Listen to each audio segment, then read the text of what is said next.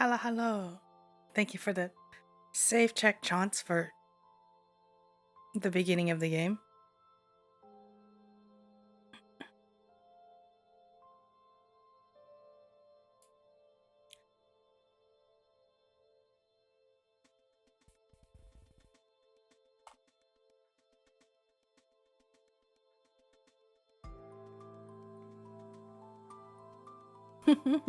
You don't let me shoot myself anymore, so this is all I have.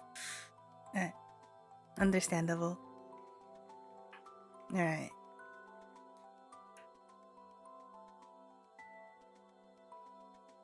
I took a nap before stream, so I woke up like 5 minutes before stream.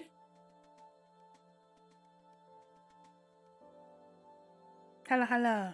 Hello, Elena. Hello, Zip. Hello, Moon. Alright. Today.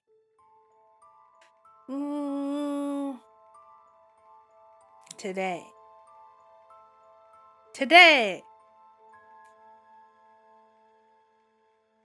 Today we're gonna finish this demo. So help me God, I'm going to finish this demo. This is the third and hopefully the final stream for this demo. I will be finishing one route, I think, and then we're gonna call it good. And if you want to see the rest of the routes, well, you can play the demo and support the game and when stuff and things and yeah. Then do every route, right? No, I don't think I'm gonna do every route. I think I will just pick one route.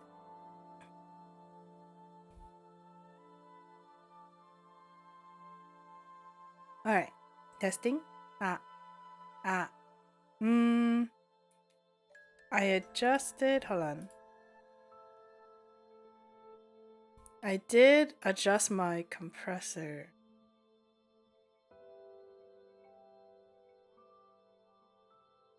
Boop,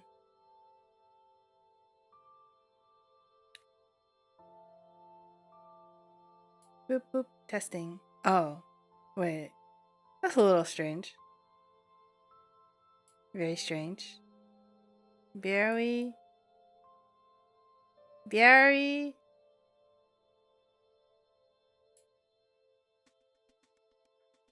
strange. Okay, you know what? This is fine. It's fine. Could possibly go wrong. Ha! Ha ha ha. Alright, hopefully no more mic peeking. And I need a recap on what happened.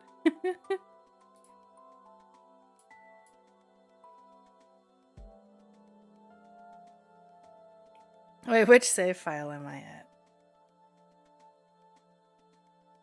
Probably this one. Then let us go back to the beginning. Or, perhaps more appropriately, the end. Okay, I'm gonna need I need a bit more recap than that.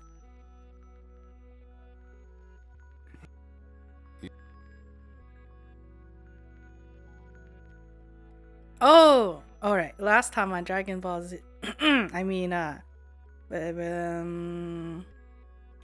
she doesn't remember.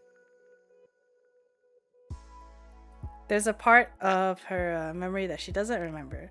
So Aina is like, I know what happened clinically, but I don't know. I have no recollection of it.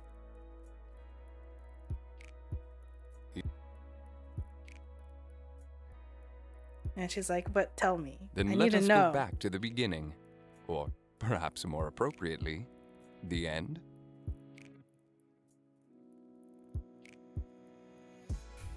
Alright. The beginning of the end. You two are terrible people. You see, Aina, Kim is revealing his true colors. I suppose jokes about my death are one way to keep you going. You died. Shocking. Afterwards, your beloved friend lost whatever sense of reason he had to hold him back. His conscience was no more.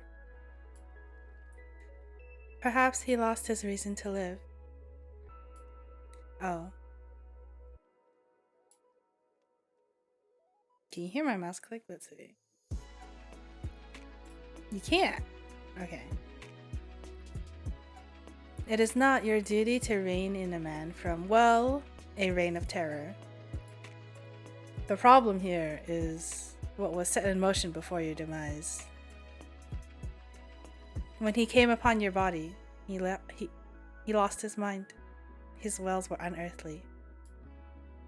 I did not know that you knew this tale, Valafar. I've heard of it. Aureus cocked his head at Kame, who only smiled.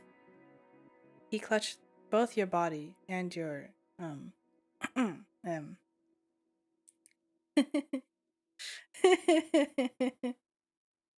held the sides of my head in understanding. That must have been quite a gruesome sight for him to behold. And it changed him. He was already intent on destroying all the nobility in the nation. The two of you had already begun doing so. Yes, I was in charge of reconnaissance. Maps, guard rotations, schedules, supply routes. I knew where to aim the dagger, and Felix was the one who threw it. We may as well have both been holding the hilt.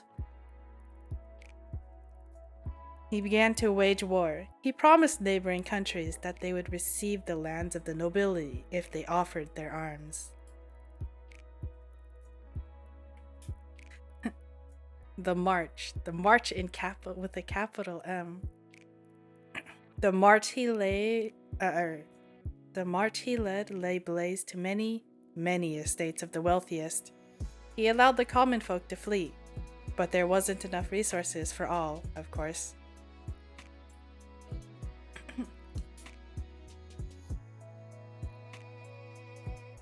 I have a big cup of water. I'm here for the long haul.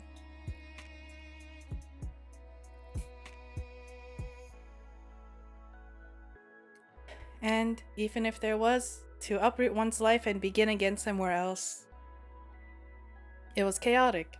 Cities were flowing with refugees. He looked away, but I didn't miss the disgust in his face.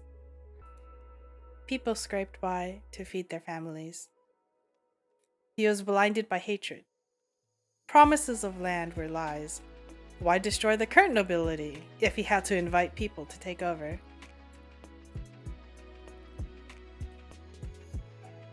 And that is where Sarah and I came in.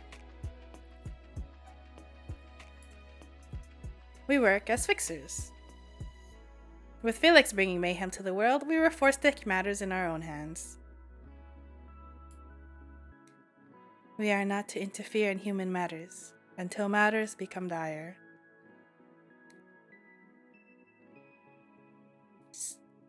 Sarah's usually the strategist, and I execute the plans. I felt bad for thinking so, but I didn't expect that Sarah would be a strategist. Understandable.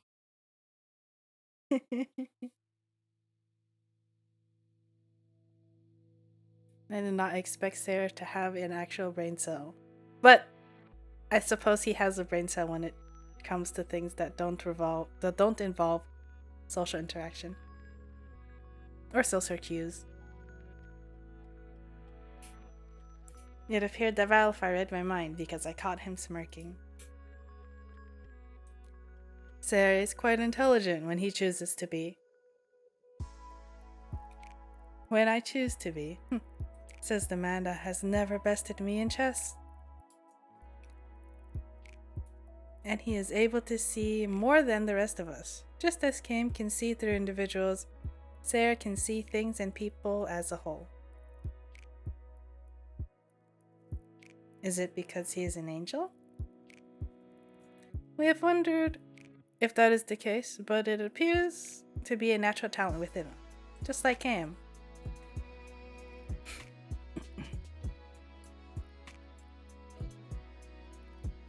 I wish I had a talent. So, what did your roles require? I became a general. You fought in the war. Must have been quick. I'm pleased to hear that you think that I'm that strong, but it was way harder than that. A lot of work, Aina. You think I can just create a blast with my scythe in the battlefield, and that would have fixed everything? No, why not? They'd probably revere you as a god. You'd get statues made of yourself and everything. Zafan froze and stared at me. Then he started to stroke his chin, his eyes lost in thought. Huh, I didn't think of it that way. Damn. I wonder if I can go back and... Zafan, do not even think about it. Just a joke. But, Aina, it was a long battle. Your boyfriend wasn't easy to fight. I didn't bother to protest that he was not my boyfriend. I did not wish to aid the nobles either, so it was particularly difficult. But more importantly, I did not wish to let you die in vain. It was difficult to come up with a plan to minimize damage, while allowing those that were evil to languish. Not that there were many left. I suppose not. Felix had done an excellent job of eradicating most of the upper class. Yet, he put himself on the throne. A suitable means to an end for him, despite the irony.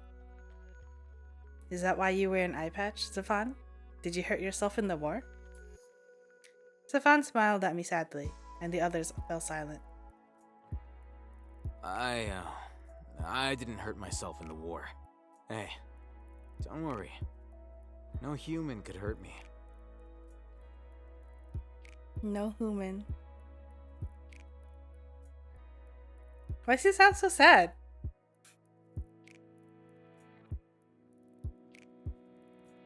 I sought to replenish where there was destruction. I rerouted the supply routes that you had obstructed. Sorry. Then why didn't you two go back in time and stop it from happening? Just kill both Felix and myself? It is forbidden.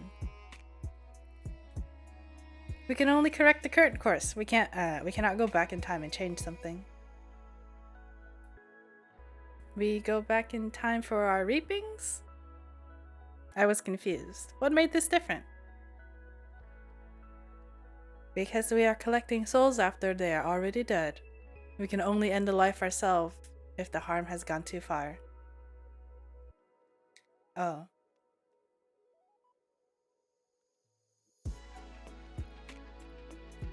But then another contradiction occurred to me.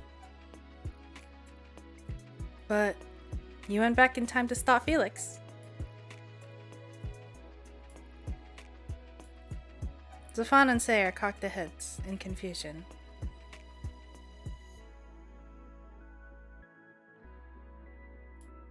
Balafar wore a knowing smile, and Kame cleared his throat before chuckling softly.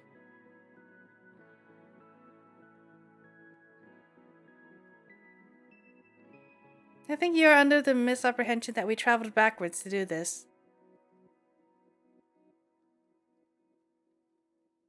Whoa, hot man. Hello, Spindrift, yes.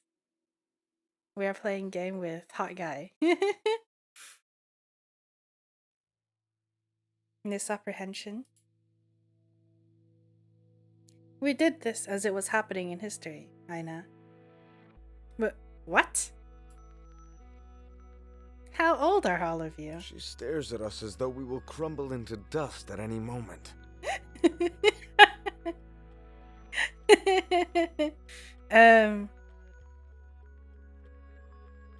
Is she wrong?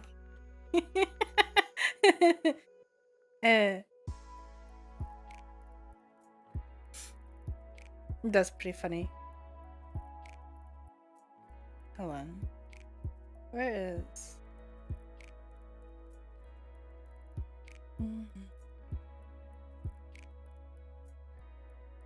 Alright. We're the same age, you know. But I've been asleep. And wandering. You did spend a good amount of time roaming. Well, you two fought an entire war, it seems. Would you like to hear the ending? I take it it's not a happy one. Well, the world eventually returned to peace. Although Felix lost his way, Sarah and Zephan were able to help establish a democracy in the country. Of course, there were still rocky relations in terms of diplomacy with the neighboring countries, and within Berengar itself. Berengar. I don't believe that I knew the name of the country until right this moment.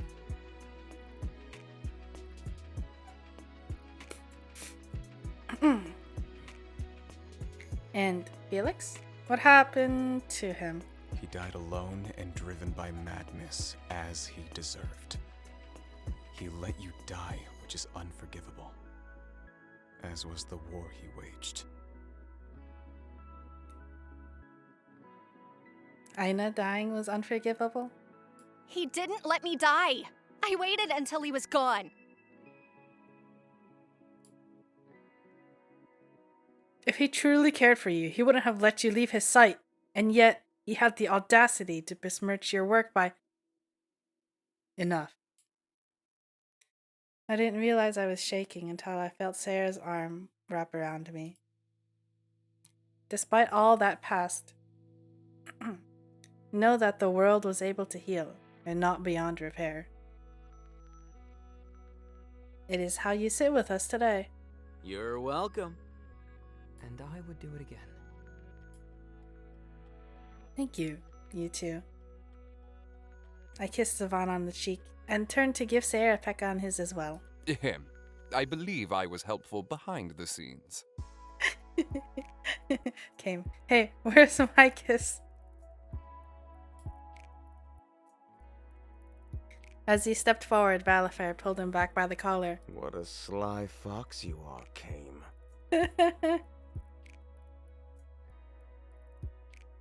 And as we laughed, the night took a lighter turn. Drinks flowed freely until it was time to retire. Or so I thought. It was the middle of the night, but I couldn't sleep. I had been so busy thinking about everything that I didn't realize that I had yet to remember the incidents myself. I'd been pacing around my apartment since I'd gotten back, unable to tuck myself into bed.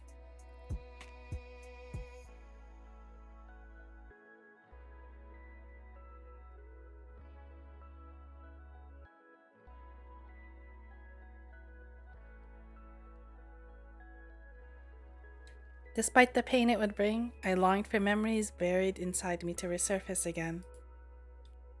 As I was about to leave my apartment, I paused. I want some fresh air, but maybe I shouldn't go out right now. What if I run into Malthus? Or Lycian? No, Nox. Oh, how about I check out the rooftop? I wasn't sure if there was a special way to get there, knowing how much sorcery this world held, so I decided to send a message. Is this our route selection?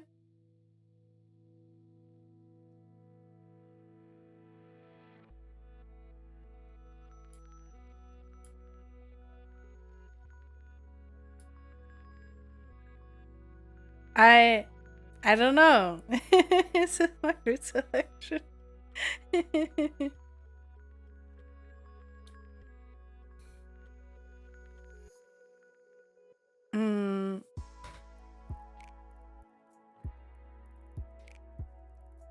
I was thinking. I didn't think about. I hadn't thought about which route I wanted to actually go down, because I think it's a toss-up between Zephan and Aries.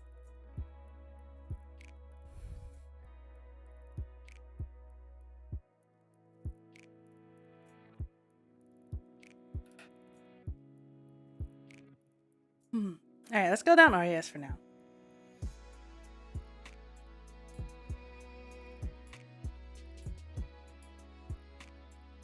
Are you awake? I am now.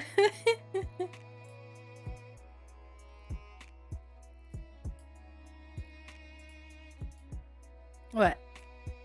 Oh. Is that why you woke me up? What do you mean, is that why? I didn't say why. I can't sleep. Do you want me to sing you a lullaby? Not happening. I want to go to the rooftop. Now? Yes. Where are you now? At my place. I'll come get you. Why did I even ask him, anyway? He's got nothing but a grouchy attitude. But he was also the only one to be so direct with me. Maybe that was what I needed. I opened the door before he could start knocking, and he looked let down that I took away his chance to be a nuisance.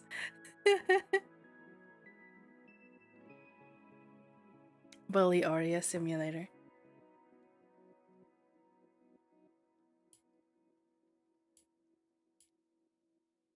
He yawned dramatically and waved me over to follow him.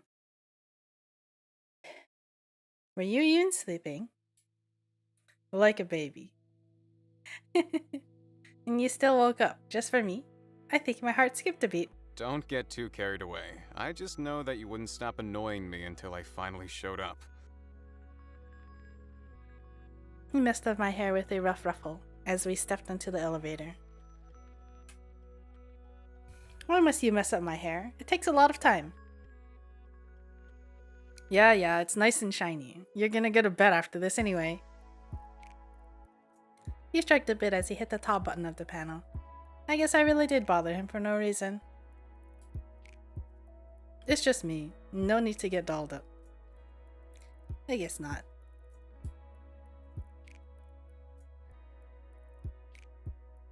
I still tried to smooth down my hair. Anyways, we're here. Oh! A new background! I haven't seen this. I don't remember this. I never know. Have I not seen it, or did I just not remember?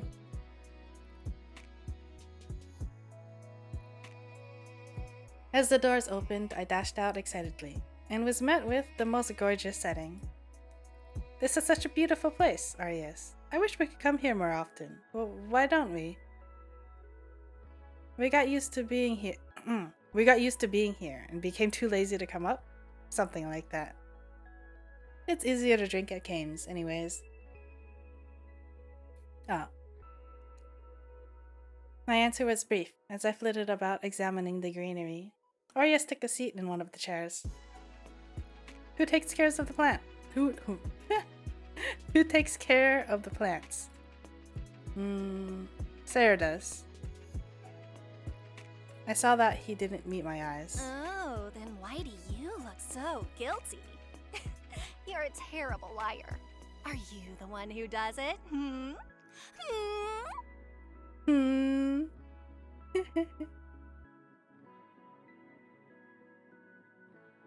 I stood up on my tiptoes to stare him down, and he gently pushed my head away.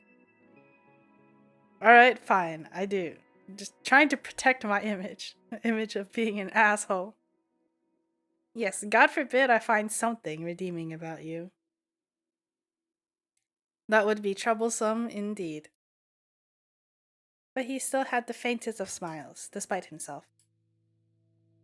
He sighed and leaned against his armrest. What's got you sighing now? You. How can you be surrounded by such a beauty and still be so grouchy? Very easily. Anyways, I know you didn't ask me here to smell the flowers. Spill, so I can go back to sleep. Straight to the point.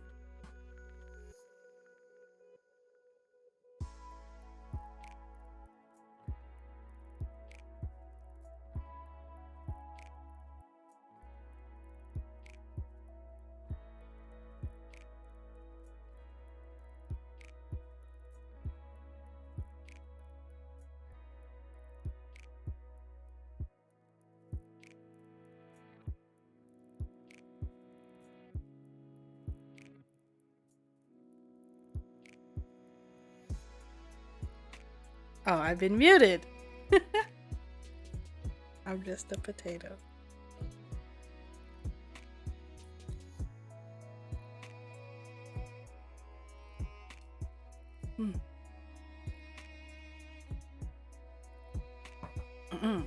Isn't it obvious? You're always saying the worst about him.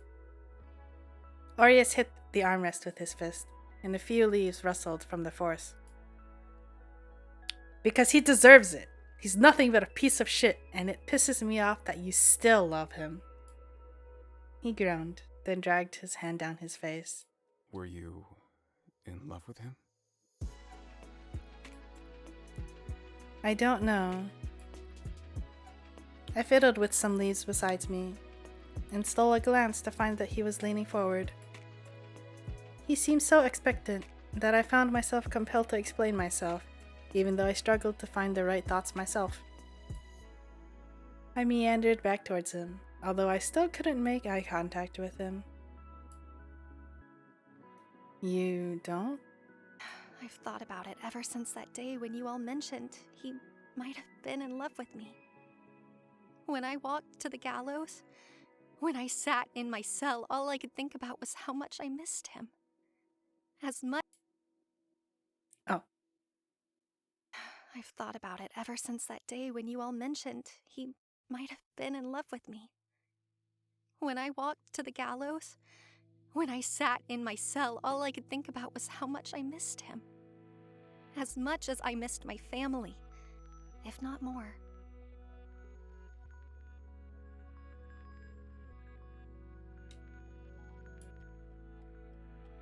I had a piece of bread for my last meal, wishing I could share some with him one last time.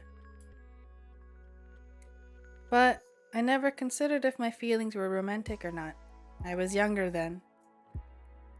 If I think about it carefully, I might find my answer, although the flames in my heart have given way to ashes, so it might be difficult.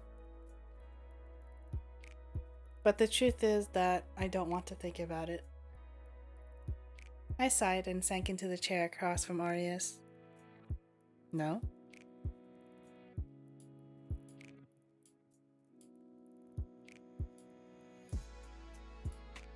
Why search for an answer to a question too late to ask? He looked at me doubtfully. That doesn't sound like you. Huh, I wanted to sound wise. In truth, I can't remember as much as I'd like.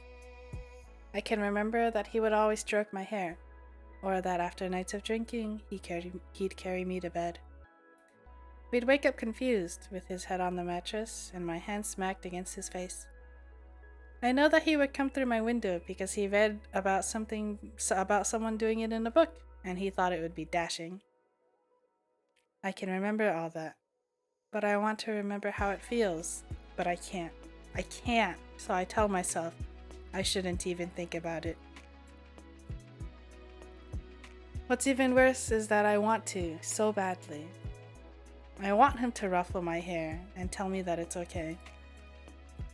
I want him to let me complain about everything while he braids my hair and holds me tight. I want him to climb through my window with a bottle of alcohol and then laugh until we cry and then fall asleep together. When I try to remember, all I see is a blur. I feel nothing. And I know it's horrible for me to feel this way. I mean, he did nothing but hurt people. I'm just as bad as him. I should have never woken up. There was a clatter as he leapt up, and he was towering over me in an instant. His hands gripped the sides of my chair, and he was close. So close. Too close. Don't say that. Don't say that, especially not for someone like him. Don't say that. Don't say that, especially not for someone like him. Just this once. He whispered under his breath, more to himself than me, before sweeping me into his arms. Don't look at me. He had such a tight hold on me that I couldn't sneak a glance, rendering his warning needless. Look at the blushy face! They both have blushy face. It's so cute.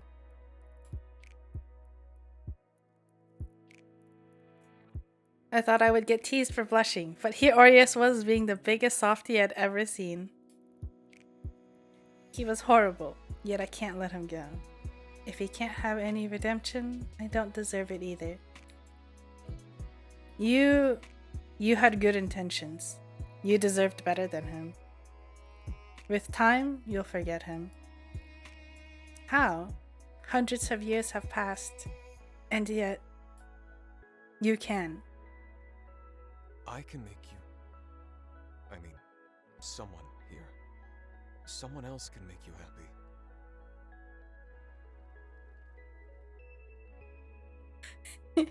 You really said forget about him, just think about me.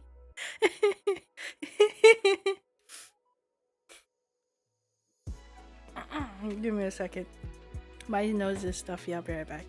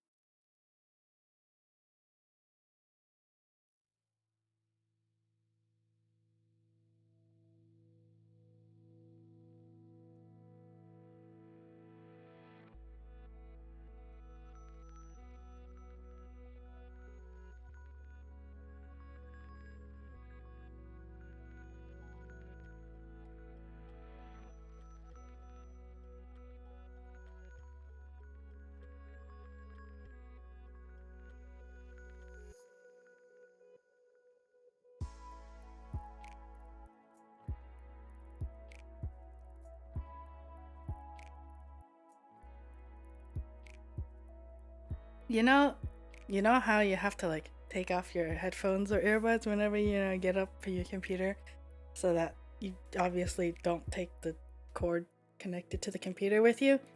Every single time I get up, I'd have this inexplicable urge to also take off my glasses, and I don't know why.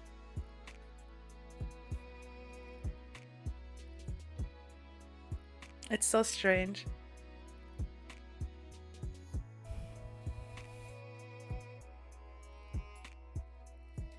My heart skipped a beat. What was he saying? I never imagined that he could see me in that light. I didn't ask him to elaborate on what he intended. Instead, something strange came out of my mouth. Why not you? Because there's some things about me you won't like. Like how you're a jerk all the time? Precisely. He chuckled sadly and pulled away from me. Was he teary? It was hard to tell in this dim light, and I knew asking would lead to receiving an earful I wasn't in the mood for. I think that's enough of a heart-to-heart for today. Cried yourself out? What a mess. You are, too! He took his handkerchief out and dabbed at my eyes, shaking his head. You're so mean. And you're a mess. He wore a ghost of a smile as he wiped my face, a little too roughly, might I add. He was pinching my cheek. Don't think about dumb things anymore. You're an idiot. But you're not that stupid. Your friend should be honored you're still so fond of him. Even now. No one else is. I know. Love isn't a bad thing, as long as you don't let it consume you, like it did him. Do you think he loved me?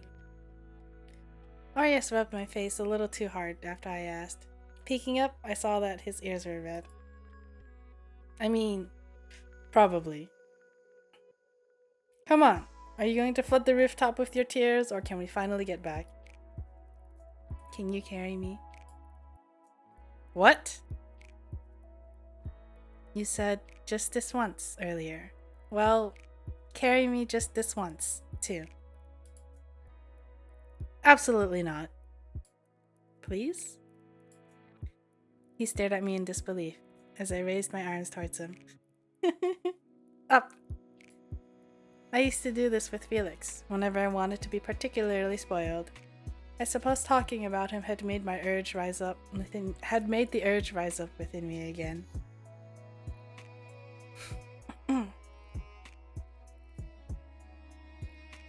Hello, Haro. It's going good.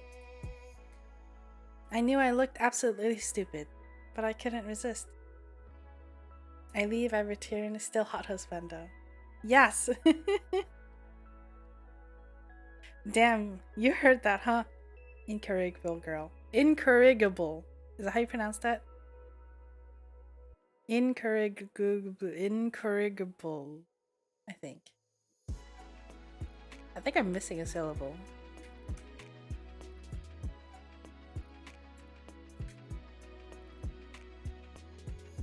Incorrigible is how... What? Is that really how you pronounce that? Incorrigible. Okay.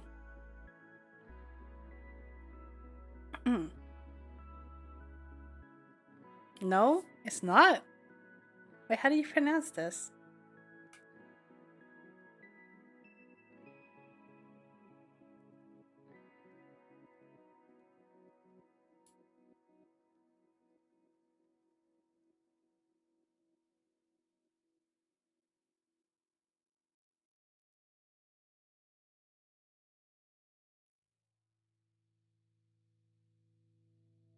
Wait. So this is how you're supposed to pronounce it. Do you hear this? Incorrigible. That doesn't sound like how it reads. I don't know how to pronounce the word you just typed either. I would have pronounced it corrugation.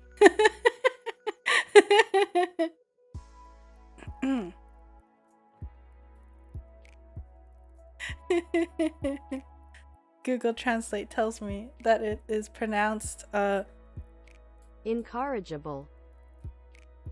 Alright, well, I learned something new today, I guess. Incorrigible. Bleh. Bleh. Learn some decency sometime.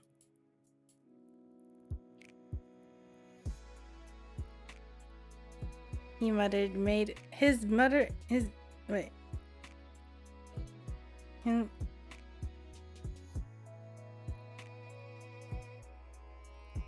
mutterings made no attempt to hide his irritation. But he scooped me up anyways. I'm not entirely sure what this sentence was supposed to be. I get the gist of it though, but I can't fix it right now. Don't you dare tell anyone about this. And don't ruin my shirt. As he stepped into the elevator, I blew my nose into his tie. That sounds too close to encourage. I know! That's what I thought. It just sounds like encourageable. And I'm like, that can't be right.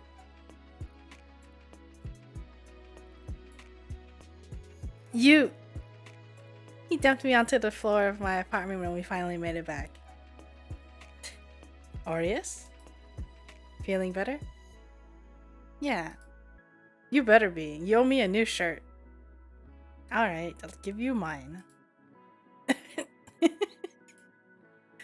I mean, one from my closet. There. Just go to sleep. Hello, Aria. Hello. How are you? Good night, and thank you.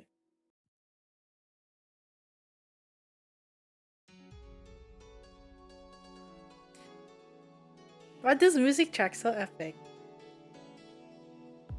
I don't know. Is piano? Dun, dun, dun, dun, dun, dun, dun. I really like it. It was another day after work. Zafan had promised something special today. Bro, so handsome music accompanies him wherever he goes. Epic music for a handsome guy.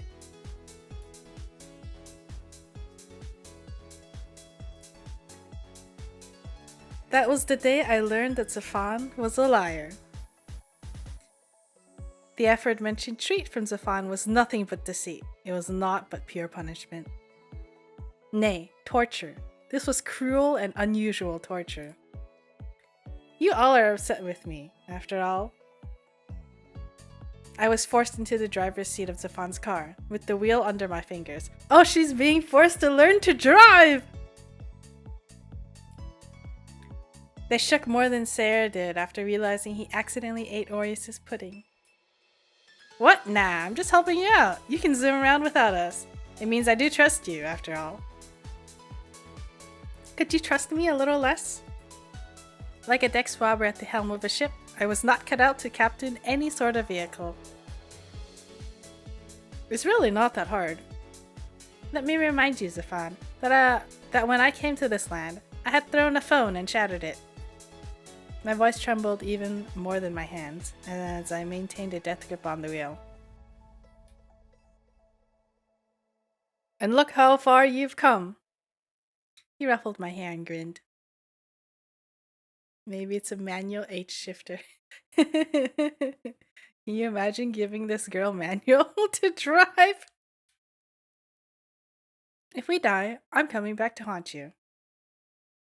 Sure, you're one persistent soul after all. But first, he leaned over me to grab the seatbelt and pulled it across my body. We won't die, but don't want you getting hurt all the same. Now, keep your foot on that pedal. That's the brakes besides it. You let it go when you want to go, you let it go when you want to, go. White-haired woman spotted. Yeah, I love Aina. But if I don't want to go, you'll do great. Trust me. I squinted at him. Trust was a lot to ask for, considering the current situation.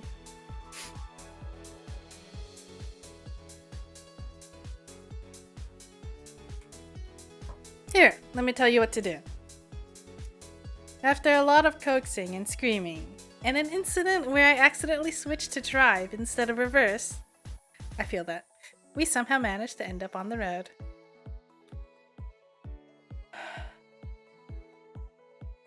How does the city feel now that you're behind the wheel?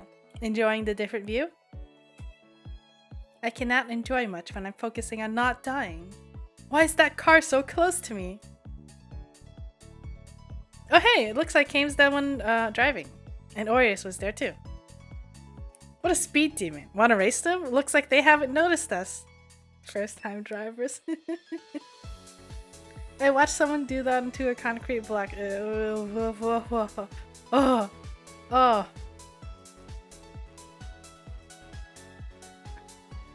Race them? I glanced over only to see him waggling his eyebrows. Absolutely not. Oh, come on, Grandma.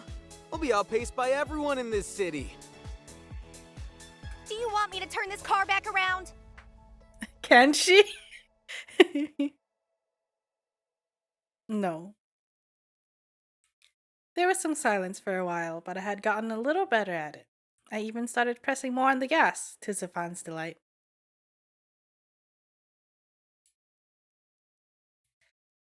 The view was different, I had to admit. Having control of the wheel myself did give me a different look at the city.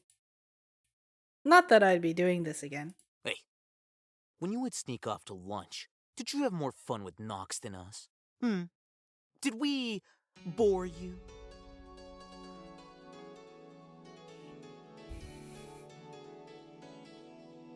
I could sense the pout in his voice without having to look. Oh dear, is he jealous? I wonder how long he'd been holding that question in. You could never bore me, Zaf. In fact, I'm the very opposite of bored right now. He laughed nervously, even though that wasn't a joke. Did you feel bad for him? Well, yes, he was living in an alley, like a stray kitten. But he was a good listener. When he wasn't trying to run me off, I suppose. I'm sorry you lost a friend. He was once my friend, too. In that case, I'm sorry, too. I'm sure he must have known him longer than me, after all. I was thinking, how about all of us go do something fun one day? Maybe we can go to the human world and have a little vacation? I'm sure can get us the time off. Whatever activity he was about to suggest was cut off by the body that just hit our windshield. Hello? That escalated really quickly. Sir? Excuse? Eto.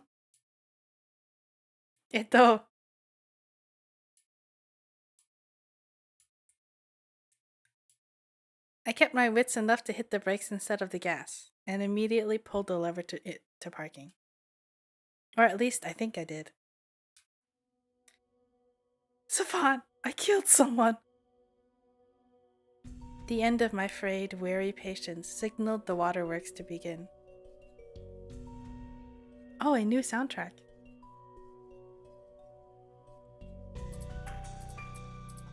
Oh wait, I don't think it's new. But it was newer.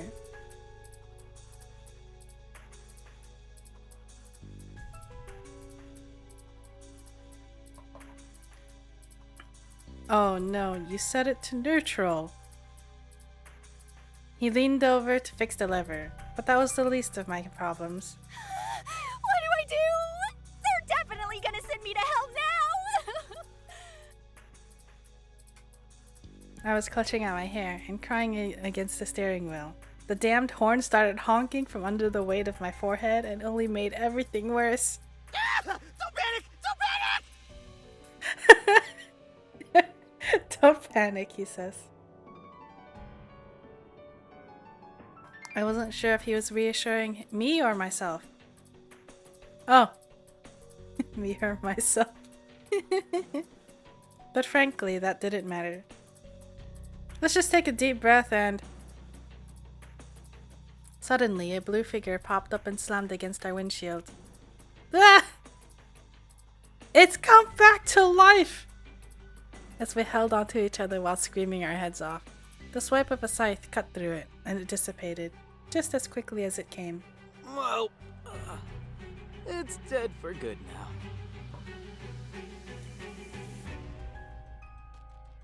In front of us stood Aureus. He looked at us, still clutching to the other.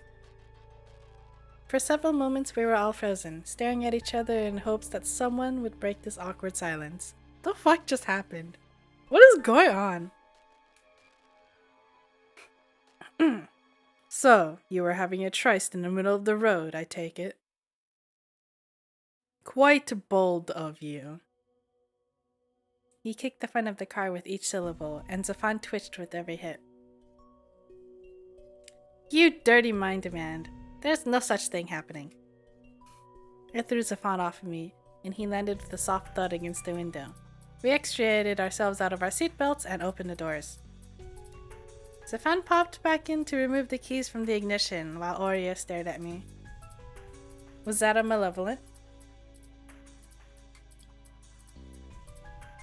Yes. More importantly, were you driving?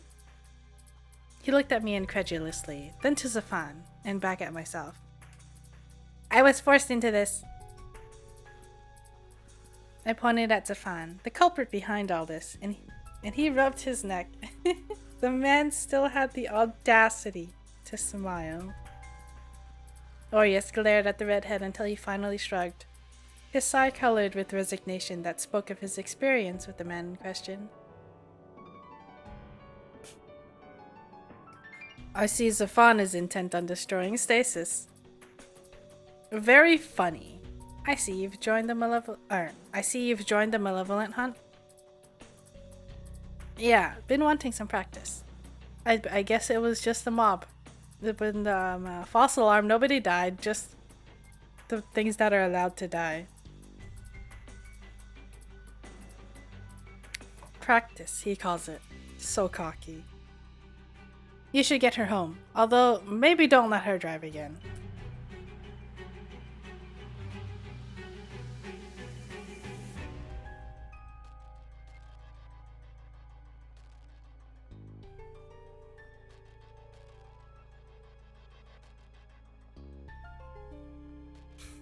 He waved me back to the car, and irritation prickled inside of me. What, did he think I wasn't capable of helping?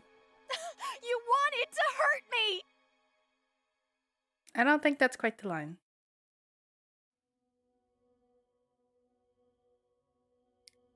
Since you're being dismissive of me, I'm staying.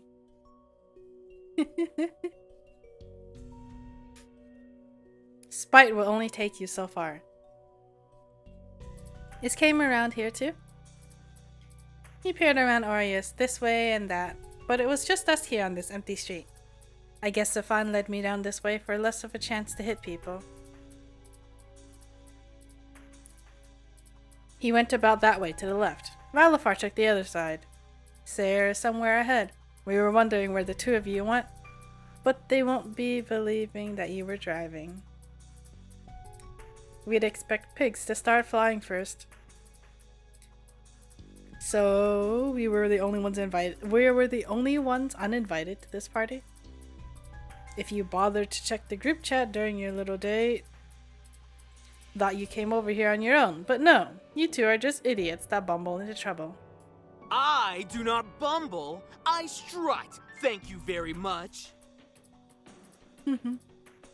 And proud of it. Forgive me, Your Grace. We heard swirling noises growing in the distance, an omen that sent a curl down my spine. Let's get going. Zafan looked over at his shoulder, back at the bright red car that was now sitting out in the middle of the road. Hey, my car's gonna be alright, right? If you work fast enough, maybe. Hey, at least let me park it somewhere first. Aureus grabbed my wrist and propelled us forward without waiting for a response. He gave me a menacing cackle that far outweighed the fear I had for the malevolence. We heard a distant, "Fuck you, Aureus!" as we ran together, along with the shuffle of Zafan's footsteps to keep up with us. I shook my head in disapproval, but I couldn't hide the burst of laughter that escaped me. Neither could Aureus. Not knowing what omens lay ahead of us, we shared a fit of chuckles at Zafan's expense as we charged ahead. Hello, Roa.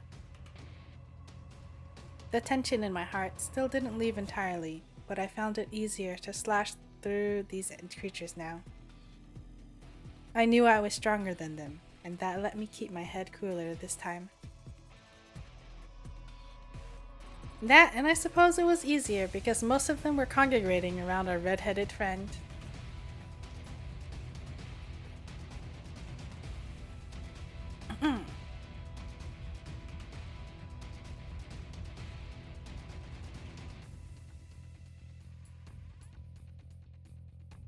Why are they all targeting me? We had been coming across more and more of these blasted creatures, although none were as strong as the one in front of our apartment. Or as the one that was in front of our apartment? Maybe. Maybe because you smell good? Oh, you think I smell good? Ah! As he stopped to preen himself at my compliment, a monster lunged at him. I got it.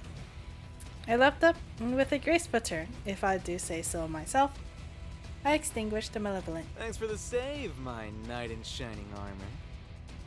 Hell yeah. Hee. Ugh, gross. Next time, just let it finish him off. Or yes. Okay, just let it take a chunk out of him. A small one. He leapt back after Zafan angrily aimed his own scythe at our cruel-tongued friend, and Aureus responded by poking his tongue out. You guys are having fun. Sad you missed though, Zeph. It's rare we get to exercise like this. Exercise, you call it. I call this overtime work. Do I get paid for this? No. You're lucky they even let you run around like this. Aw, boo. It's okay. You don't have to worry about money. Just ask him to get you whatever you want. No, I couldn't. Well, I guess I could. You decided that real quick, huh? Kame's superpower. Money. Decided what? Relafar had appeared from seemingly nowhere, with Sayre right on his tail. That Kane's gonna be her sugar daddy. Is that right? Please ask him to buy me a new car in the human realm then. Valafar's funny. Oh shit, I should have gone down Valafar's route. What was I thinking? Valafar and the angel quickly fell in step with us. I noticed that Sayre did not bear a blade, but rather a shield of light followed behind him. What's a sugar daddy? Stop putting weird things in her head. He's totally going to take advantage of it. I thought you were going to have her take advantage of him? Oh, are we getting gifts from Kame? I'd like a... Before Sayre could tell us what he wanted from Santa Kame, a dark fog quickly spread through the area. Santa Kame! That's a funny image! Hello, can I get a... I better get a Santa Kame the artwork at some point somewhere. Somebody has to.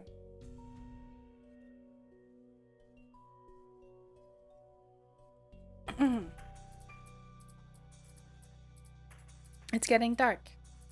Astute observation. I thought you'd piss me off less in the dark since I can't see your face. But no, just as annoying. I strive to be the bane of your existence. I'll write you two enough. Zafan, the voice of reason, didn't think I'd live to see it. Truly. Okay, seriously, this is bad news. He flung his arms in frustration, which I could tell because I heard a smack, and a small grunt of protest from Sayre beside him, or in front of him, or behind. It was too dark to tell. Vitato Part 3. Still Mogu and hopefully comfy. Yup. Still Mogu, still comfy. Where is Kame? You guys haven't seen him?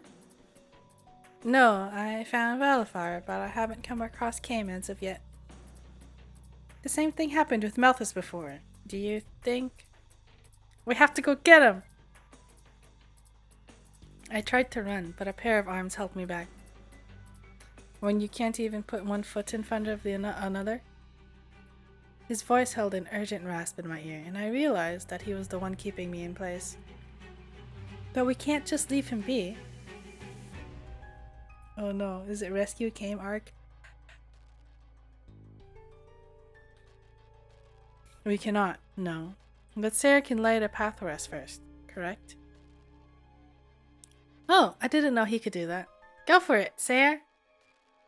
Hehe, it's my time to shine. Literally. You know, get to it. Hurry on up. Oh no, poor Sayre. So ungrateful. Hello, Korudo. There was a path of light before us, strong enough to pierce the road ahead, but not enough to entirely dissolve the dark.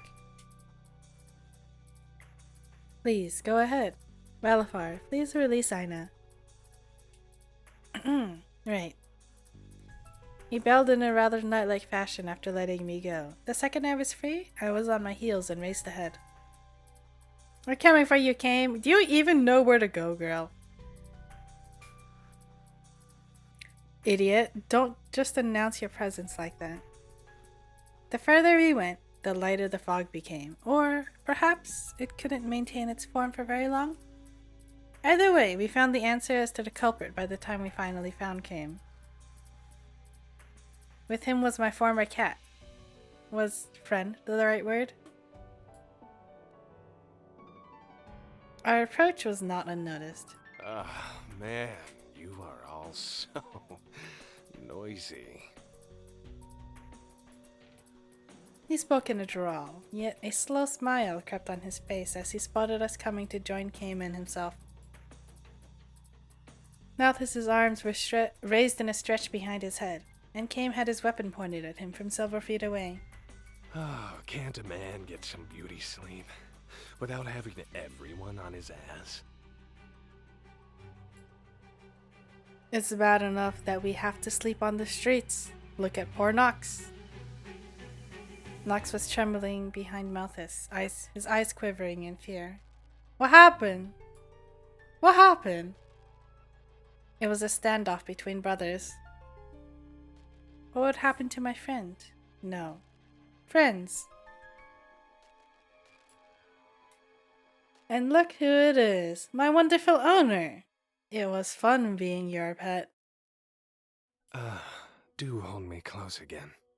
I missed being in your arms. He licked his lips lasciviously, and I held back the urge to throw something at him. Why? This fucker. Yo, Aurea says fuck a lot, actually.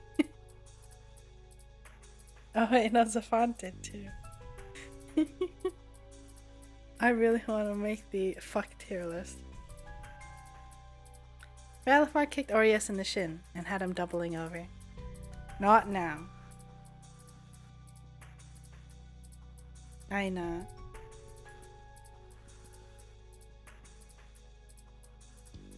He turned towards me, although his eyes couldn't meet mine. Lucien! I mean, Nox! I ran up to him, but Kame suddenly appeared before me and held me back. How did he move so quickly? I was, however, getting annoyed at being stopped at every turn. Kame let go of me. Do not interfere right now. This is your one and only warning. I flinched, finally aware what it was like to be under threat by Kame, the very same man who was always smiling and put little umbrellas in all of my drinks. The burn in his eyes right now was truly demon-like. He had become another person. But he's my friend. He is my brother, not your friend. Ask him yourself, if you're so sure. Kame, what are you going to do to him? It is none of your concern. Leave, now. Wait, are they all brothers? I thought Malthus and Kame are brothers. Is Lucien? Lucien's not also brother, right? I forgot. Is Lucien also part of this brotherhood? I don't remember. He released me and faced Malthus again. The distance between them dangerously close now. Having a lover spat in front of me. My, you sure move on fast. After the nights we've spent together.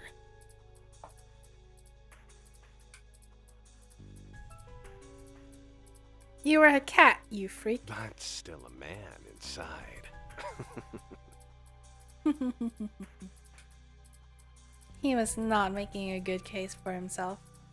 Brother dearest, it was nice seeing you again. Kame lunged for his brother and Malthus too. Oh!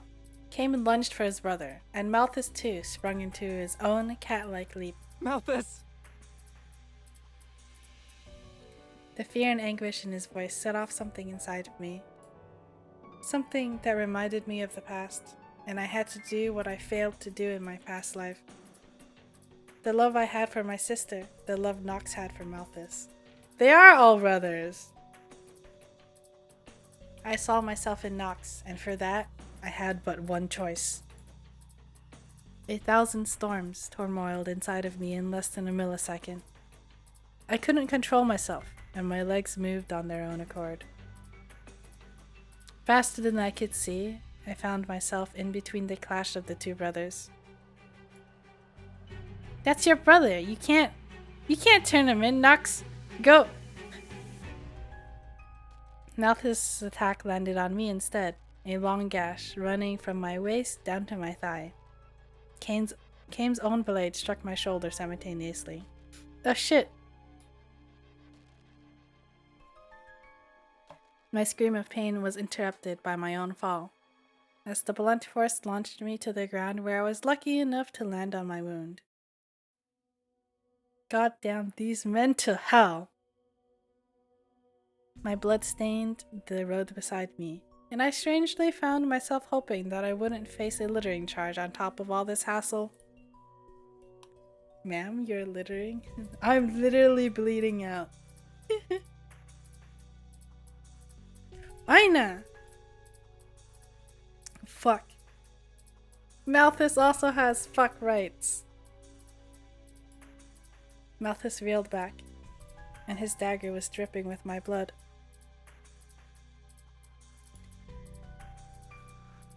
Although he had the eyes of a rabid dog, I could not mistake the regret in them too. I couldn't let him be erased, despite wanting nothing more than to seize him by the neck and throttle him. Thanks for the save. We'll pay you back one of these days. Or not. See you, little lamb.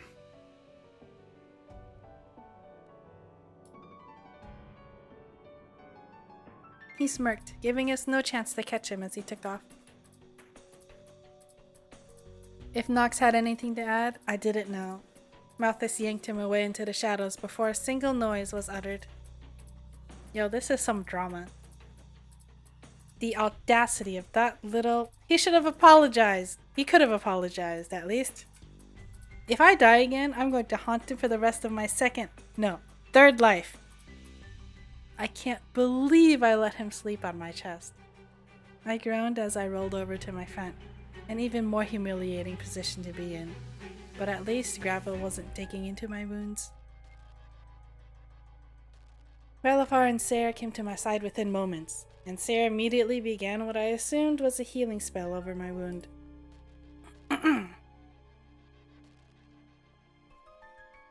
It was a searing pain, and I briefly wondered if I was incompatible with angel magic. What if I was dying instead? Perhaps I am actually cursed, and this is like an exorcism, except I'm being exorcised out of the world altogether.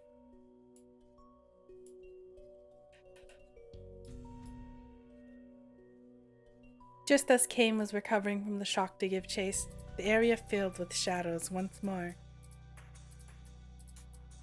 Sarah snapped light back to our surroundings after his fingers finished a path down my cut, but the brief window of darkness was enough to allow Malthus and Nox to make their getaway. No! Damn it! He might be a little mad.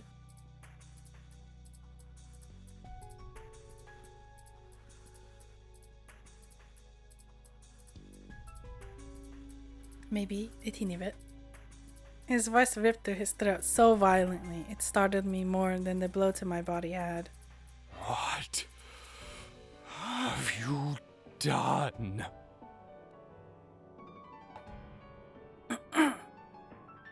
Came rounded on me, and my eyes were trained on the face of pure, unadulterated rage before me.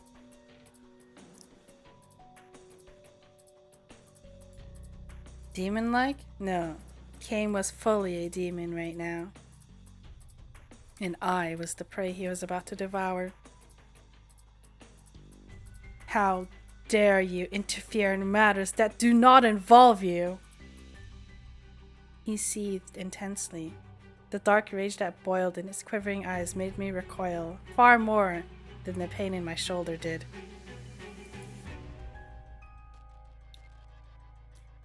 Out of everyone, it was Aureus who came to my defense. Aureus had stepped forward in between us, and Kane snorted a laugh of desertion at the action. Wait, that's definitely not how you pronounce that.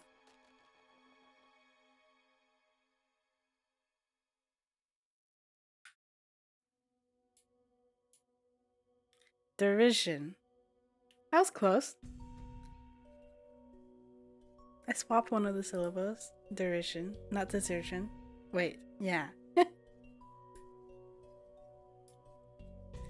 He protectively raised an arm in front of me as Kane prowled closer. Watch yourself. You insult me, Aureus. She is not in any danger from me. No, not me. But down. Then you best manage that temper of yours. Haim's laugh was terribly bitter and sent shivers down my spine. You make a fine jester, Aureus. Are you the only one who is ever allowed to direct his rage at her? She has no idea what she has done. Stefan stood beside them both, eyes darting in preparation for a fight from either side. He growled his words so ferociously that I feared he would attack Aureus next.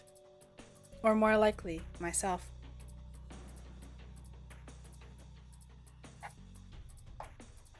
She will find out. At what expense? At whose expense?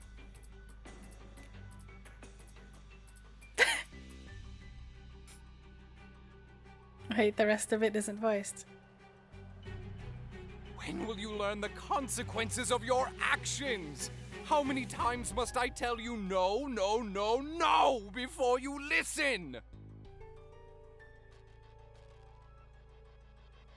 You charge ahead thinking you know what is right, but instead you doom us all with your carelessness. You are going to hurt your own brother. I couldn't just watch. He is mine to deal with, not yours. It is not right. What is not right is that right now, by allowing him to get away, you will be charged with aiding a criminal. And the rest of us, along with you. If I had been the one to take him in, Nox could be allowed to live. Malthus, perhaps. But now, there is no hope. He must die. It is out of my hands. I didn't know that. How could I know that? The ire in his eyes burned with such anger that I felt my own heart was scorched. It was as if he had slapped me ferociously. I opened my mouth, but nothing came out. The air in my throat had grown tight, and I struggled to swallow. I was spared giving a response when we all received pings on our phones. My hands were shaking too much to grab the phone and read the message, but I was saved the effort. You are summoned to Stasis HQ immediately. Everyone's face blanched. Why? What's happening? Already. Understanding passed through the group as I heard a collective sharp intake of breath.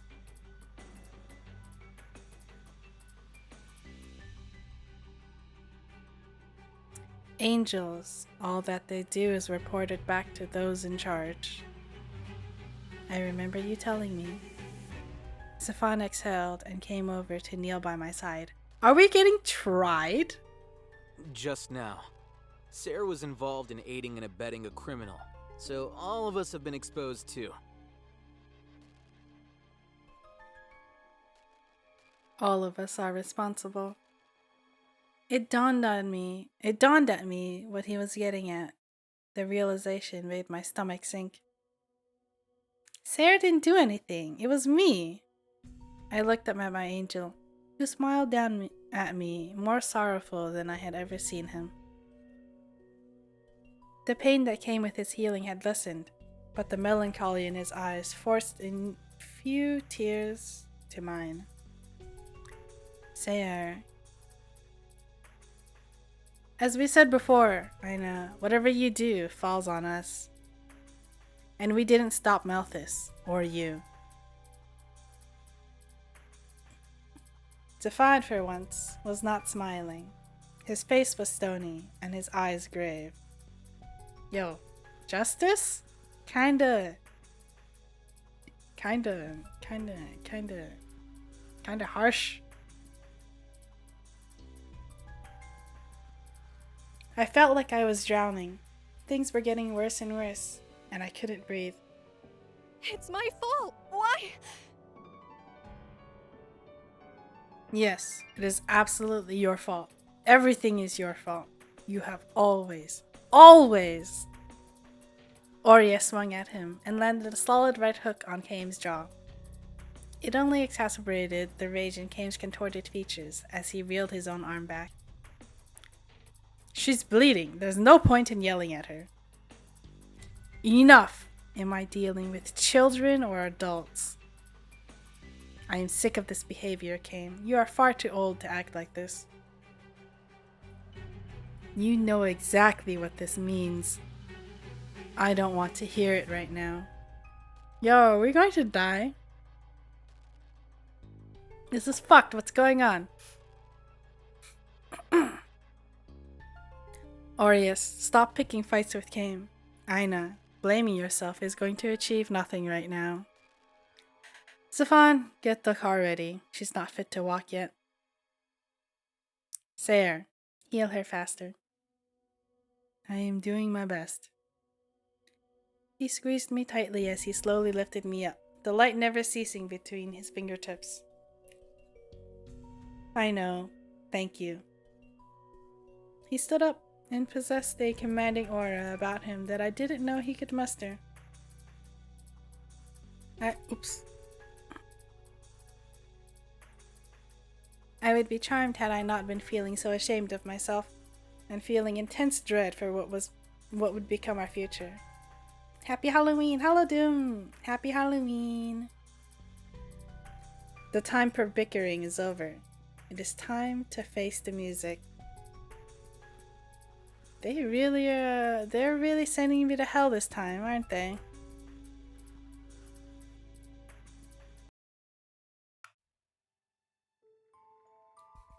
Chapter 5. It's time to duel! Time had never flowed more slowly. The lounge where we usually enjoyed ourselves was heavy with a tragic air.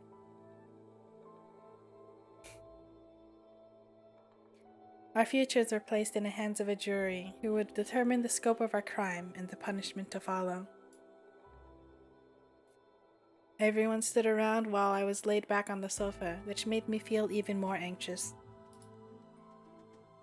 This is agony. Our crime. But it really was all my own doing.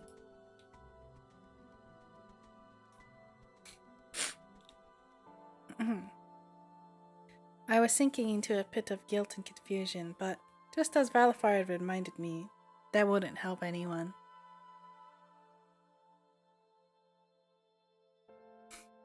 The pain of what I had done hurt more than the wound on my back.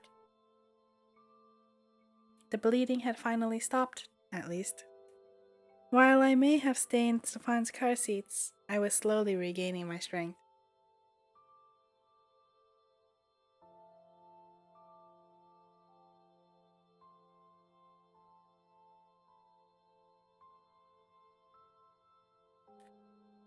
As a Reaper, I'm not supposed to feel injuries so heavily.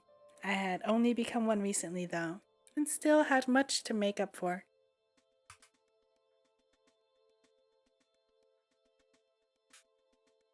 If I would even get the chance to make things up, that is, I'd probably be tossed into hell for this.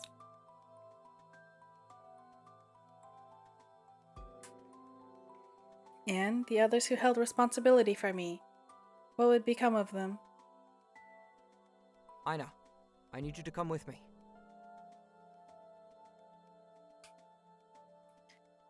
After pacing for some time, Sarah had suddenly stopped in front of me and urgently held my hand. Where are you taking her? Aureus asked sharply, but Sarah aimed an even fiercer stare back. It is important. Kaim is supposed to return for our trial as soon as the tribunal is here. We cannot afford... We will be back in time. Sarah grabbed my wrist and pulled me up, a hand on my back to support my weight. This must be done. Without waiting for anyone else to argue, he marched us through the door and into hallways full of whispers and stares. We passed Lilia in the hallway. She was grave, her eyebrows furrowed as she saw us hurry along. Where are you going? You have to go to court. It is essential that I do this, Lilia. Stall by whatever means you can, if you must. What? You know what I need to do. You owe me big time. What is Sarah? I'm so confused. If I live to see it, yes, I am in your debt. What do you mean, if you live to see it?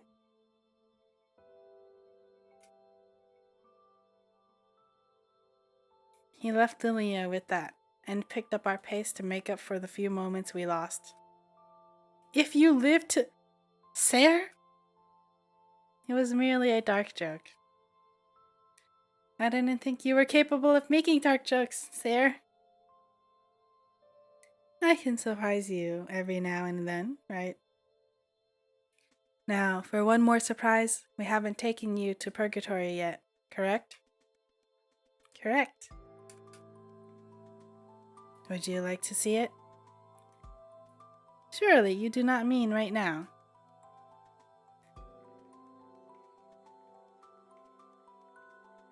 I do indeed.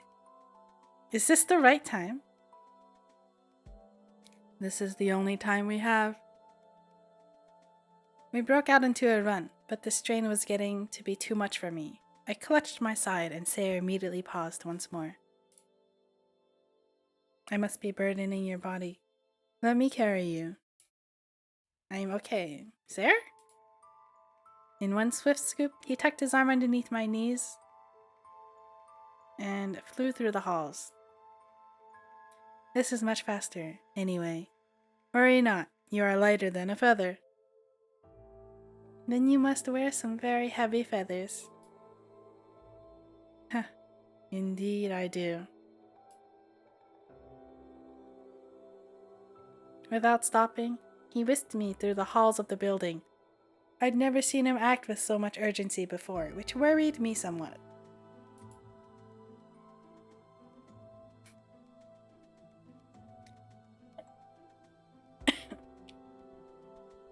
Even when healing me, he remained calm. Although his eyes had belied his anxiety, he remained steady, which I had dearly appreciated.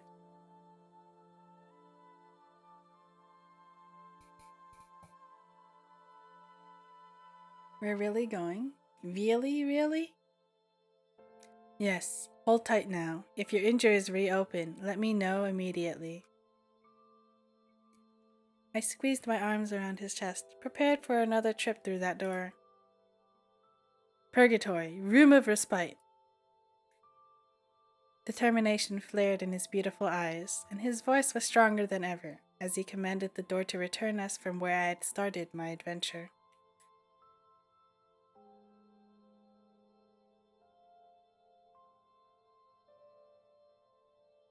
Here we are. We are not afforded the luxury of time for you to enjoy a proper tour, so we've come to where we must be. I am terribly lost, sir. I shall guide you. First, I should lay you down in this bed. I knew that he had the purest of hearts, and this was not the time for me to misunderstand any intentions, but it still caught me off guard. Pardon? He held me by the hand, and with utmost faith in him, I followed him. I don't think Sarah actually said this. Lie down for me, Aina. I squeezed his hand tightly and settled myself against the sheets. It felt familiar, comforting.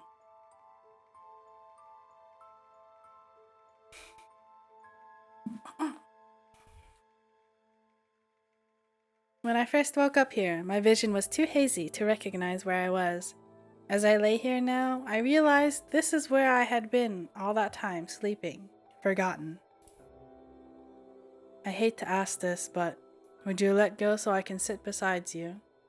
I can do it while standing up, but I wish for my hand to remain steady. This will hurt a little bit, but it must be done. As he settled next to me, my mind really did begin wandering to forbidden places.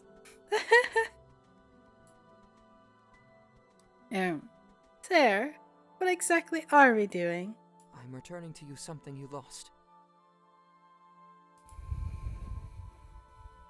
Thank goodness. Though, on second thought, wait, not now. What did I lose? Wait. I'm here in purgatory, laying down on what I'm guessing is a special bed in a special room. The room of respite. So that was its only purpose. Somewhere I could rest for a long time. I have no memories of this place. Could it be? Does this have to do with my memories?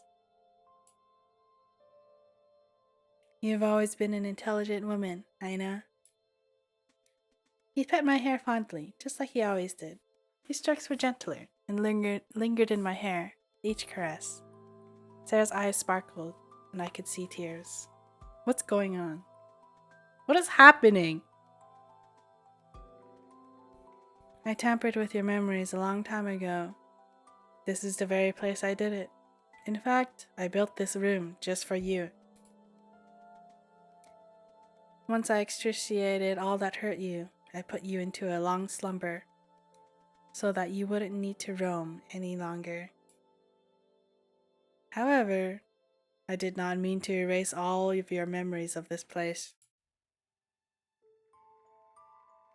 I had meant to heal your heart and ease your pain. Forgive me, Aina. Did I ask for you to remove my memories? To an extent, I truly did not intend to erase so much. That is all I can tell you. Why are you returning them to me now? I am afraid I may no longer be able to return them to you after today. I have to set this right. It will likely hurt. Your heart will ache beyond measure as you begin to recover your memories. I do not know if they will return to you right away, over time, or even at all. I will aim not to destroy the seal at once, but rather in a way that it erodes with time. That does not guarantee anything, though, as I have never done this before. Wonderful. I must confirm this with you. Do you wish to recall everything? That is something you should have asked before bringing me here, you know? Forgive me. I was not thinking clearly. I will likely be unable to reverse this. He gripped the sheets, and his knuckles grew pale. I put a hand over his trembling one, hoping to quell his anxiety. He was so confident, so sure when he brought me here, but now I could see doubts war inside of him. But you think I should do it, right? I wish to give you the option. I do not think you will lose anything if we leave here right now, other than the chance to remember it all again. Had I not been so terrified of everything else that was occurring, I'd likely be halfway out of this room. But if Sarah decided that this was something I needed, then I chose to trust him.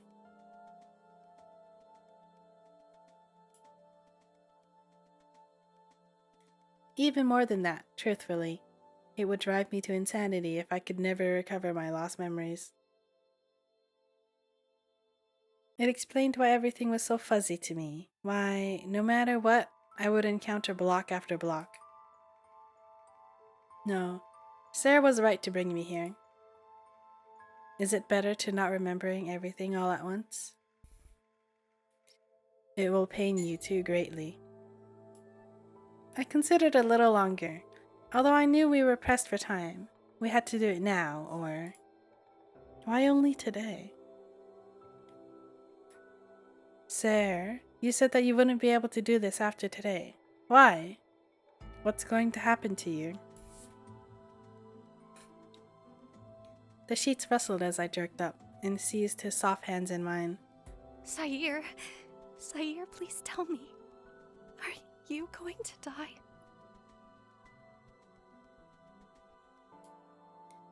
Crying wouldn't do anyone any favors, so I blinked back tears as best as I could. There had to be something I could do. Anything. I couldn't let him die for me.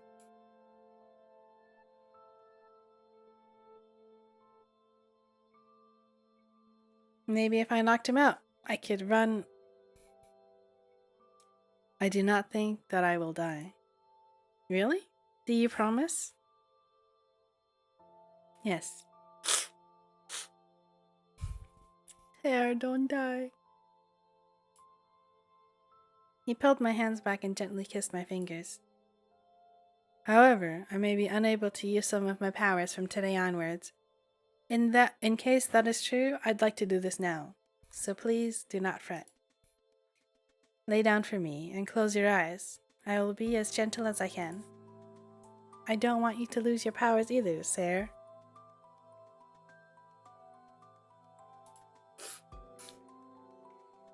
It is all right. Power comes with its own burdens. If I do lose them, I think I shall feel much lighter.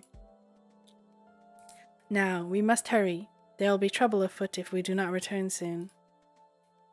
When I finally closed my eyes, I felt the softest flutter of his lips against my forehead. Forgive me if this pains you.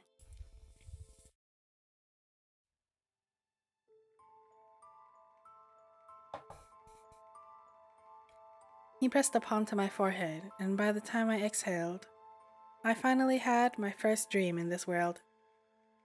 No, it was a nightmare.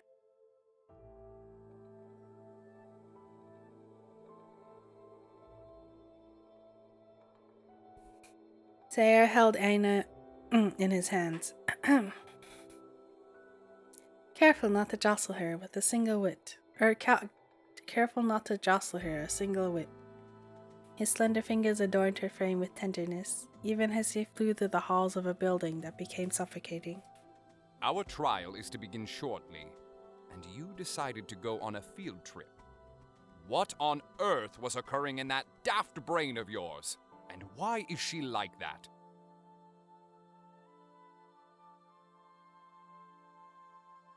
Has she done something to... I've decided to return to her what I had borrowed, her memories. Sayer? He barked at the angel, but Sayer did not flinch once. For all his usual cowardice of Aureus, he had taken on a different aura.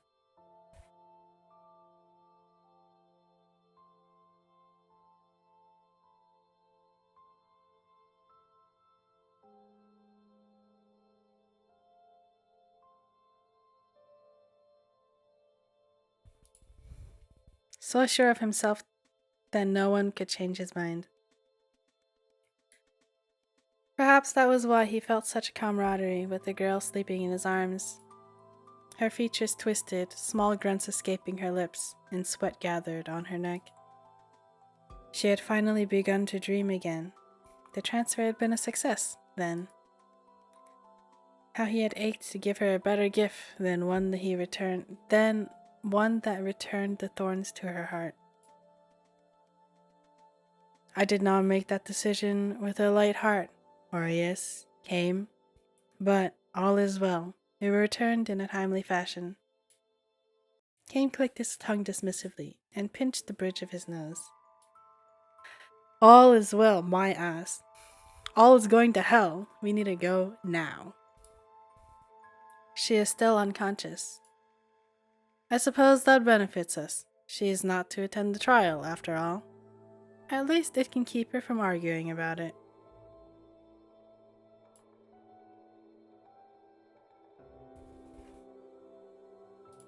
What? Why can't she come with us? Isn't this related to her? He will thank us, actually, when we tell him how much you've said in his defense. That's not the right line.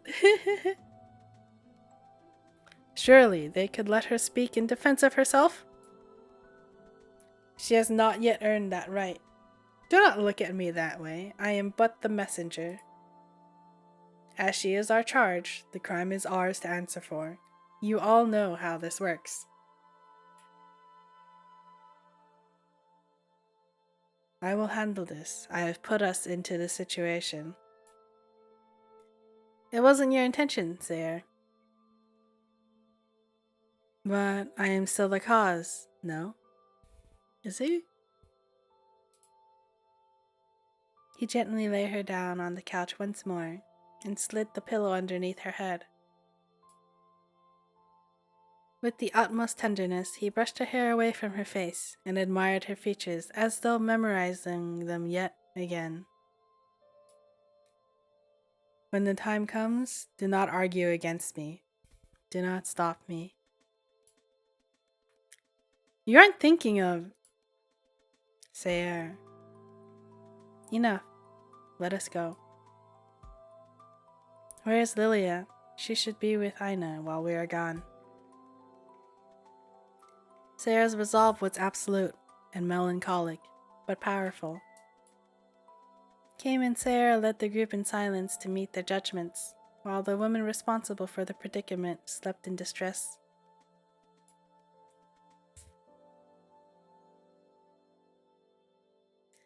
Memories of my death swirled repetitively in my head, flashes and flashes, until finally they started to form a solid memory. I relieved the swinging of the axe just like it was a page in a book. And finally, I saw what came after. My soul severed quickly from my body. My head, however, was not as fortunate. How terrifying. The guard that had been my friend, my final escort, sat on the ground near my corpse. He was shaking. Every inch of his body was trembling. Please look away. Don't do this to yourself. My words, of course, fell on deaf ears. Despite this memory being a nightmare of my own creation, I had no power.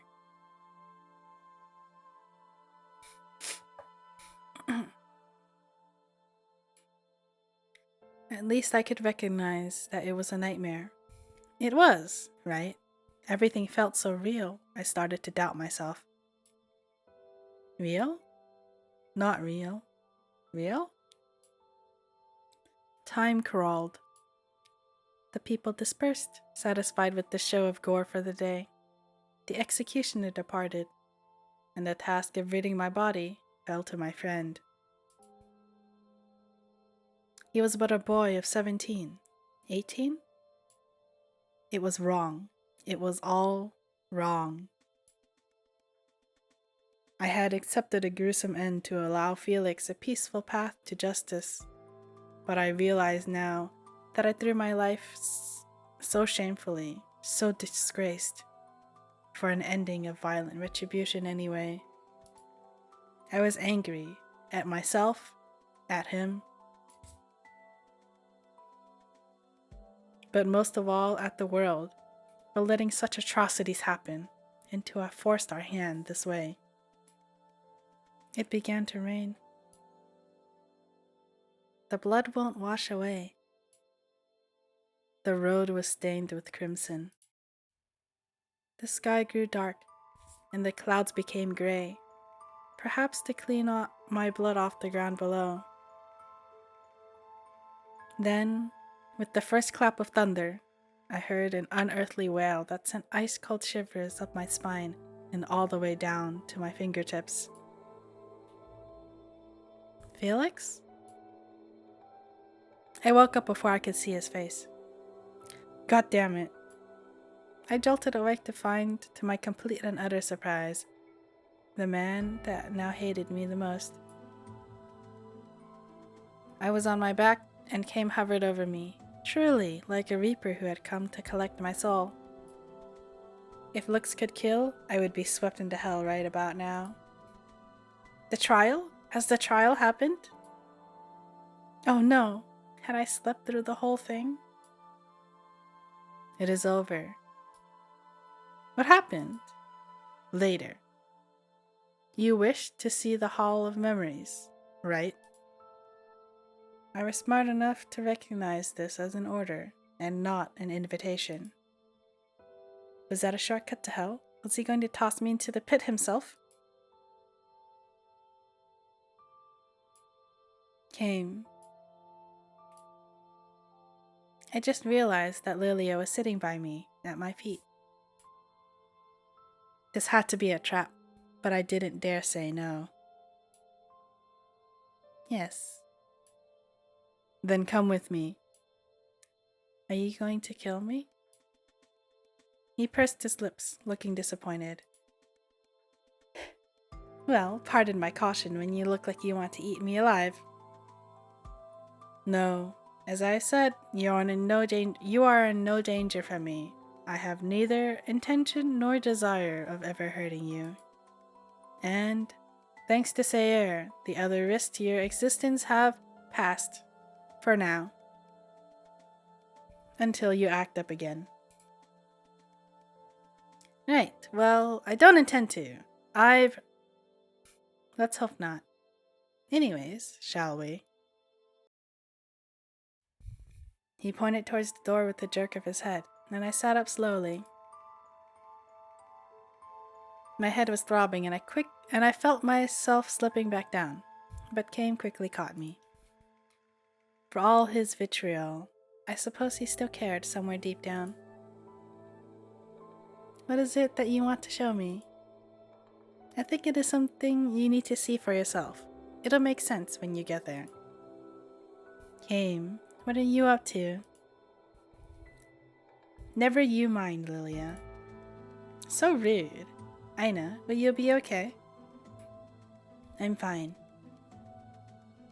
It was such a pathetic lie that Lilia didn't even bother to argue. I'll let the others know. She whispered to me as Kame dragged me out of the room. We passed none of the others, and I worried what had happened to them, but Kame gave no indication he would be informing me what happened. The office itself had been full of chatter until we had entered. Voices fell into hushed whispers, and I knew that we were the topic of their conversation. They like to talk a lot, huh? I suppose they have good reason to. Where are the others? What has happened? What did Sayer do? Later. You will find out soon. Anxiety surged inside me yet again.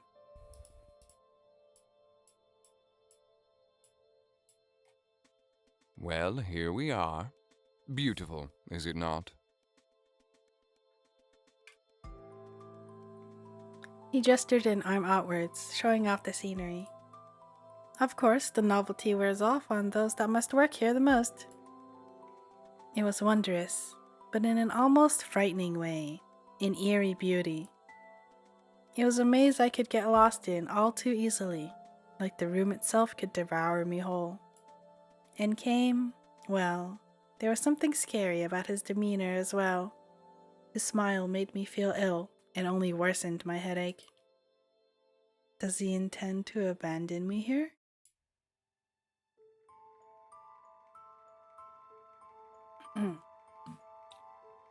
Save check. Thank you, Chance.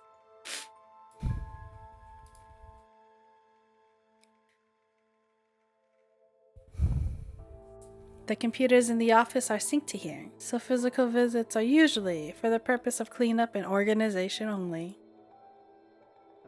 Let me see which ones we are looking for. I'm still not sure why we're here. Now, usually, one would use the record up over there. It projects a screen for us to watch, and it's quite efficient. But I believe our purpose will be better served using a function of the room to truly replicate every last part of the scene. Is he going to show me the trial?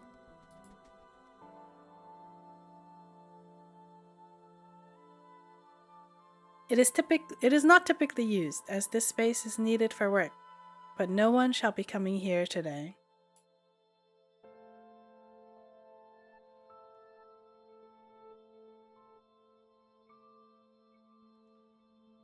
He explained all this much like a patient school teacher, yet I found that I barely understood anything. I'm still waiting for the entire picture to unfold in front of me.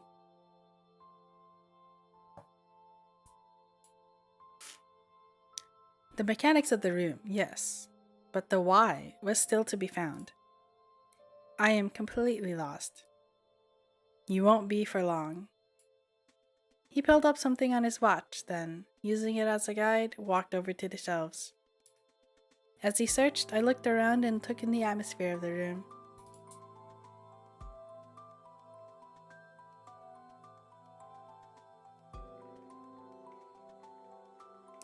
I felt like it was going to swallow me up at any moment. Ah, here it is, the one I've been looking for. The Reaping of the Tyrant of Berengar, otherwise known as Felix. My voice came out in a horrified whisper, although Kane paid no mind to it.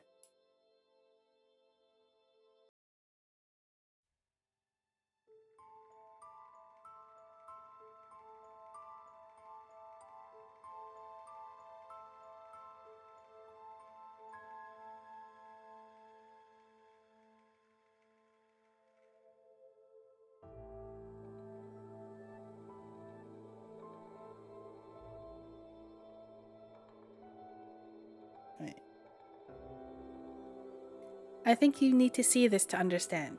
Sometimes it is easier to show than to tell, and this is one of them. Kame, I don't want to see this.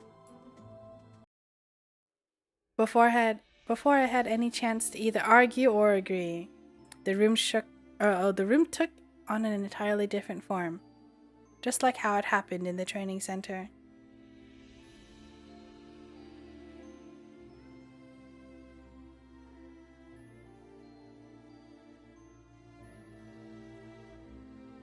This is a new soundtrack. It's sad.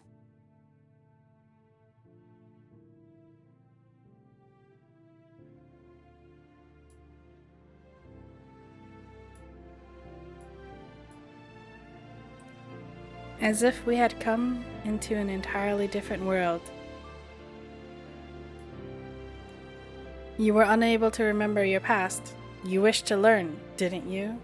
What happened afterwards? Here's the answer to the end of your path, and beyond your end. I have already started to remember the moments after my death. You have you? You did not witness the consequences that came after that, I presume. The air was stifling. Stifling? Stifling? Yo, the violin! The sad violin! Wait, this is so dramatic.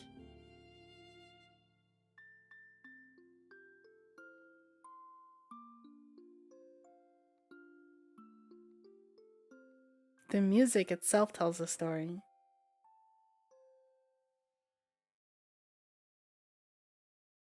Where are we? In a crumbling castle. I can see that much. Why this castle, though? It belonged to your paramour. This was his final target. He stormed this castle, and like a beast, felled even the crown. But there was no one left to serve him in the end. This place faced siege after siege, and he alone survived. You can see that even the walls here have started to decay.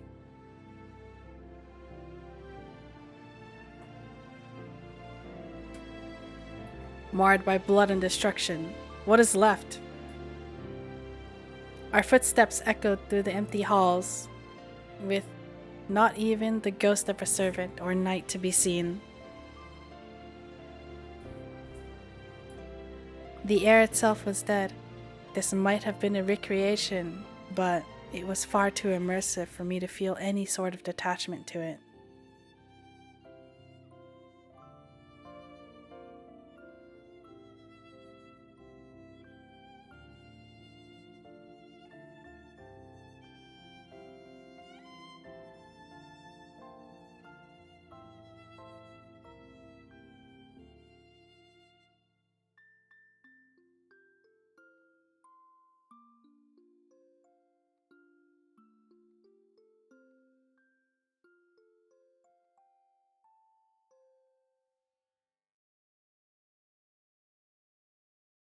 He awaits for his death while the country burns. I fear the same will happen with you, that you will cut and destroy whatever crosses your path, as long as you believe that you are in the right. How could you even think to compare us, that I could ever be that way? One thing leads to another. Do you deny that you too were cut from the same cloth? Or do you want me to tell you that you weren't determined to do whatever it took to fulfill your revenge, all in the name of peace? His words burned to me.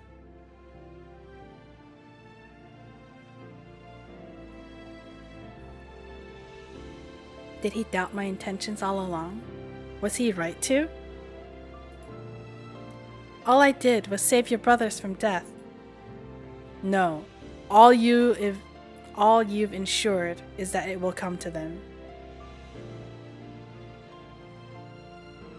Had I been the one to capture them, they would be allowed to exist. They could have repented. But now, they're marked for extinction due to the harm caused to you. What? It counts as further transgression to their crimes. Then I forgive them. Unfortunately, the world we live in does not allow for that. Here, actions have consequences. Someone must be held accountable. Aries begged on his knees to spare you any punishment. He was willing to dive into hell just to protect you. We all were reprimanded. Our jobs are still on the line. But more than that, more than anything that happened to us, Sayer lost his wings. He gave them up for you. What do you mean by Sayer? He sacrificed his angelhood to spare you of punishment and to let the rest of us leave with but a slap on the wrist.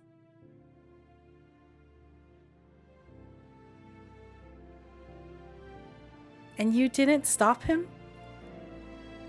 The alternative was to let you cease existing. Of course, none of them would allow for that to happen. So, you tell me, which was the best solution? To let you disappear? Or... I'm sure you would have been glad for that, wouldn't you? Aina! I clutched my head as he threw words as sharp as knives at me. My head was about to split from the pain. Too much was happening, and I could barely remain on my feet. I did not bring you here to argue. Come. He seized my hand himself and led us down more hallways, more paths that I could not keep track of. Until, at last, we reached a throne room. There I saw Felix, slumped in the great seat. His face was gaunt, and his regal attire was covered in bloodstains all over.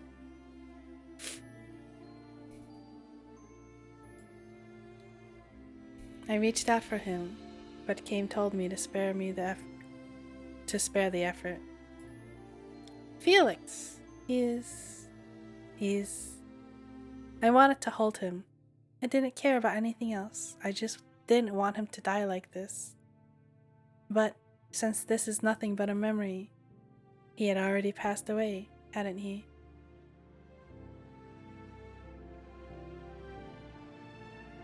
This is just a memory. You can't do anything for him. Kame's next words confirmed my suspicions, but his following one set a new wave of fear washing over me. And you shouldn't want to. I was thankful he reminded me of that fact, because when a second Kame appeared, I just about lost myself.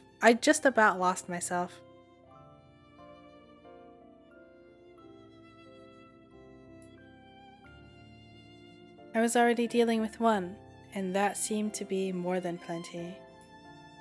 Why is there another you? Because I was the one in charge of this case. Are you here to kill me? Never seen you before. I jolted as he spoke.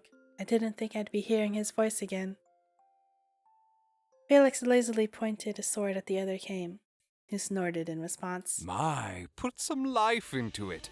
Whatever you have left of it, anyway. Is this how you finally wish to go? How pathetic.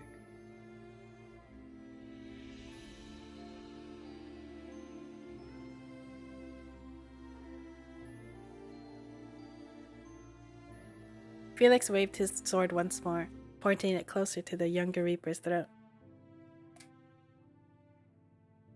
Begone. I fancy a duel. You waste my time. If you desire death, then spare us both some time and allow me to take your head off quickly. Beheading people so easily. I held my neck again, feeling a phantom twinge of pain at the thought. Felix slashed out his sword, but Kame sidestepped it all too easily. In return, he brought out his own scythe, his smile never leaving his face.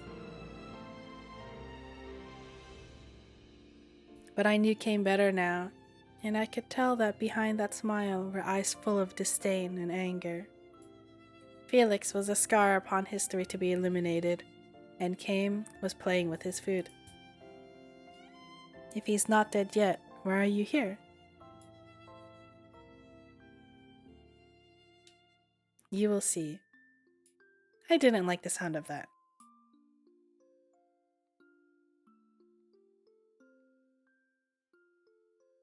Felix took Kame's blade as an actual challenge, and he drew himself up to strike back. I flinched as they parried each other's blows. My fingernails were digging deep into my palms, and I started to lose feeling in my knees. Are you proud of yourself for all that you've done? Pride has never driven me, not once. Then it was for your beloved? Beloved? Did he mean me? What do you know of her? I know that she was wronged. I also know that this conquest of yours stems from some shitty desire for revenge. Felix growled and slammed Kame against the wall, with his sword to the Reaper's neck. He was quite impressive in combat, even in his dying moments. His strength has always been inhuman. I know that your lover rots away, waiting for a man she will never see again. She begged us to save your soul. A pretty thing like her deserved better than you. You're lying. His eyes were twitching madly, and he drew shuddering breaths as his knees struggled to keep steady. It tore me apart to see him come undone. My head began to spin again, and I clutched at my head, praying the throbbing would cease. Why? Should I bring Aina here myself? I've met her. She's lovely. I can perhaps see why you burned down the damn world for her. Give me a good match, and I will take you to her. You can be together in hell. She wouldn't be in hell. She would be someplace better.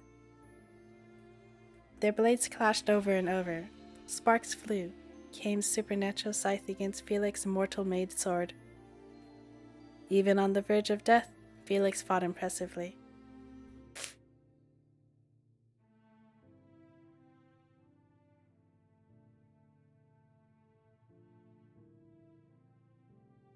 He matched blow for blow with Kame, until at last his blade betrayed him too. He skidded across the floor and landed just a foot away from me. I shoved past Kame and knelt down. It went against all reason, but I still put my arms around him. It was a little more corporeal than holding a phantom. He was nothing but a memory, a recreation. He felt like a doll. There was no warmth when I held him. A stark reminder that he was fake, like the spirits I had felled in the training center. But all our pain was real. You fought well. A shame your talents were squandered like so. Let it finally end. Let me see her. With a swift slice of Kame's blade, I witnessed my Felix head fall to the floor right in front of me. It was like every fiber of my heart tore apart, piece by piece, until there was nothing left in its place. You killed him. I whispered, my eyes trained on the head before me. Reapers can also be the force to take a life away when absolutely necessary. I carried out the execution of the tyrant of Berengar, as unworthy of my blade as he was. This is what happens when our actions go unchecked. Do you understand now? I was beyond listening. Everything overwhelmed me, and my eyes were blinded by my tears. There was a sudden light. We, perhaps, were returning to the hall we were in before. The execution had finished, after all. But I couldn't tell, or be bothered to comprehend. My body was racked with shaking sobs. I knew he had died. I knew it had been alone. But seeing him surrounded in nothing but darkness and crumbled walls, without a friend in sight, I, at least, had one person who didn't loathe me in the end. He had absolutely no one. All he wanted was to be with me again. Are you winning? I feel very much like we are not winning right now.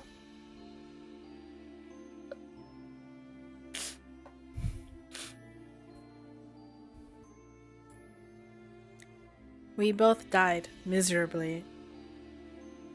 I should have never left him. Aina! I felt a pair of arms wrap around me from behind, and I fled in panic. It was too much. Everything was too much. I couldn't take it anymore. I was squirming. I didn't want Kame anywhere near me. I wanted nothing to do with him. It's me, Aureus. Shh. I got you. Just hold on to me and this will all be over soon. I have you. I didn't hear any of that.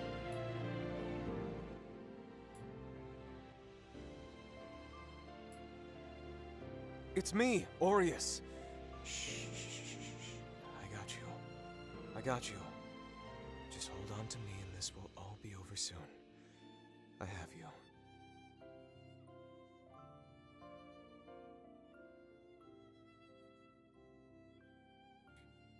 He turned me around his arms and squeezed me tightly while rubbing my back. Breathe, Aina.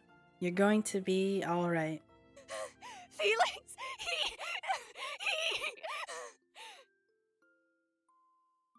I was gasping incoherently, and Aureus nestled me tightly against him. I know. Are you alright? Don't you dare ask that. You have no right to. How could you do this to her? She had to learn about the consequences of her actions. We have coddled her, and it has been a disservice to both herself and us all. Sayer bleeds and will suffer for many, many nights. She never wanted this. She could have learned that without all this. Why twist a knife into her heart when she's already cut open? You are no different than a demon. And what has being human done for anyone? Makes him a lot better than you, that's for sure. I see you are still a fool for her. What? I always will be. I'd rather be a fool than whatever brand of heartless idiot you are. How could you show this to her? How could you do this? To show her...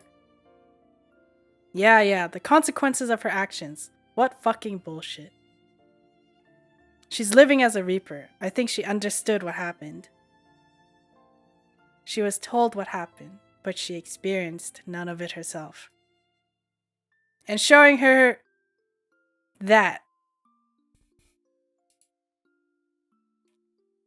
you know how much she loved him. You let her watch. You let her hold him while you killed him in the same way she died. I didn't tell her to.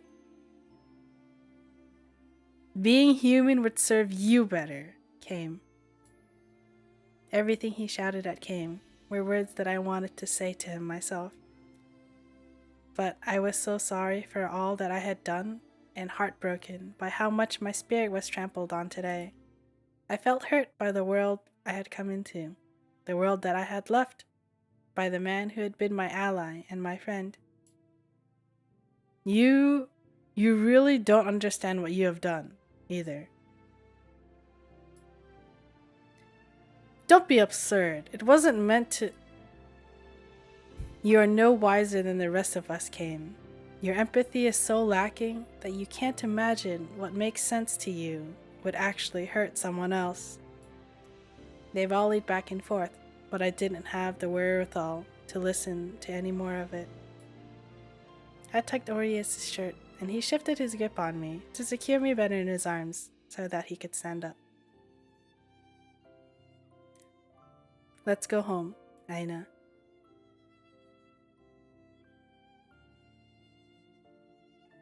You're not being mean to me today? He patted me on the cheek, tugging it softly. Would it make you feel better if I was? I shook my head and he laughed softly. The rumble in his chest was soothing, and my heartbeat was soothed to a less frantic beat.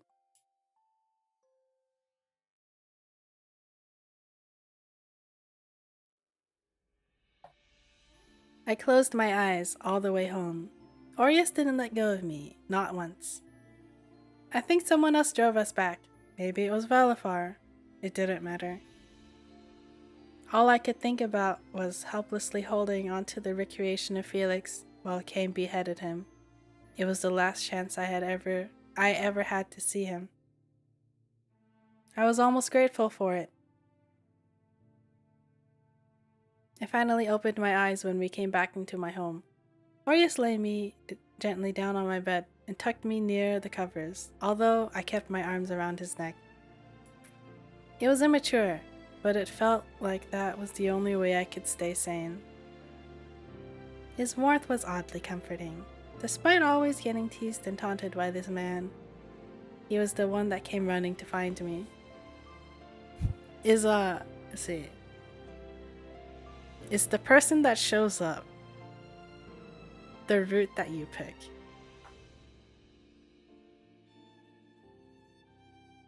Probably, right?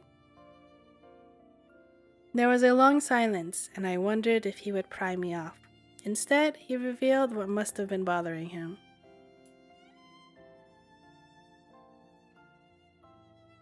You held him, even though it wasn't real, even though it didn't matter, even though the only thing it did was make me feel like this. You saw? I did. The door reflects everything that happens inside. I couldn't come in until it was over. I tried to break it, but failed. I'm sorry. It feels weird hearing you apologize. You're not even in the wrong this time. I say sorry. You say I'm wrong. I don't say sorry. You get mad. You can never make up your mind. Why do you always have to keep me on my toes? I won't leave yet, so you can let go of me. I pouted at him. Leave it to Orius to still tease. No, it helped distract me. He was a good distraction. That's why I was glad he was staying. He sighed and laid down next to me, elbow propped up on the pillow. I didn't think you were so fond of me. Something about you feels familiar. Familiar, He reached over to start stroking my hair, and I found myself craving his touch. It felt like the sun in a frozen tundra. Things might start getting harder from now on. Your work is going to stay the same. But with the things that happened today, a couple of the others might treat you differently. You can say his name, you know.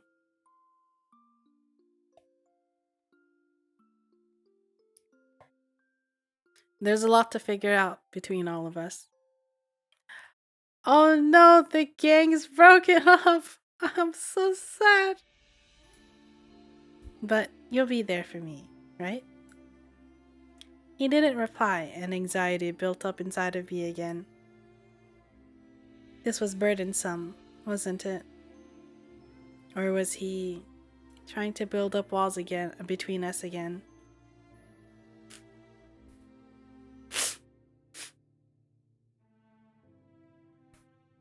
Of course I will, even if you are dumb and get us all into trouble.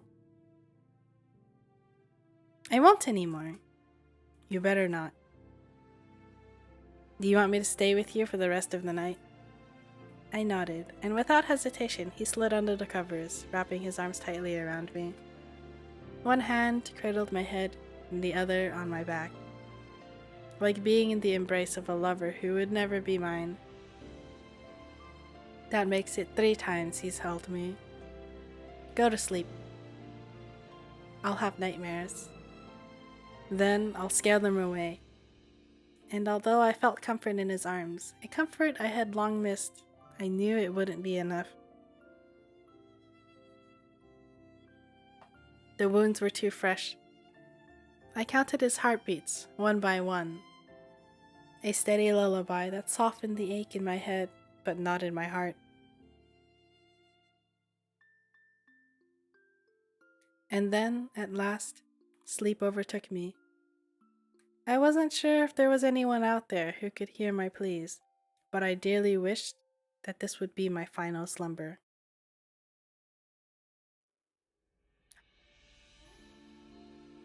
Thank you for playing the demo. Wait, that's the end? No!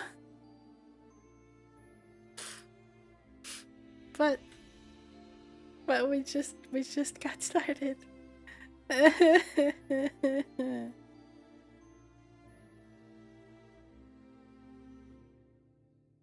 Why are we here just to suffer? That was a long demo. It was a nice and long demo.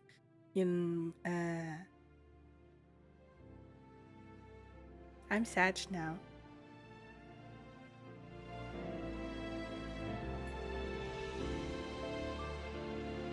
Sad violin plays.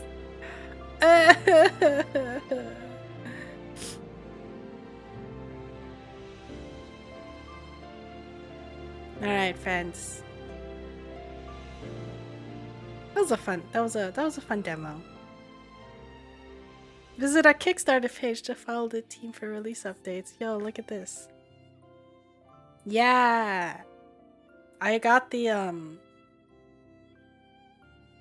I pledged for the bundle where I get all the physical goodies. Every single one. I'm looking forward to it. Oh!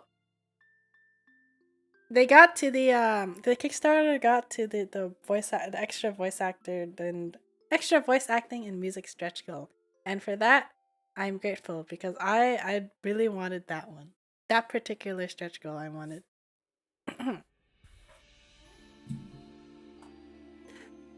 Thank you, Esha, for this beautiful game.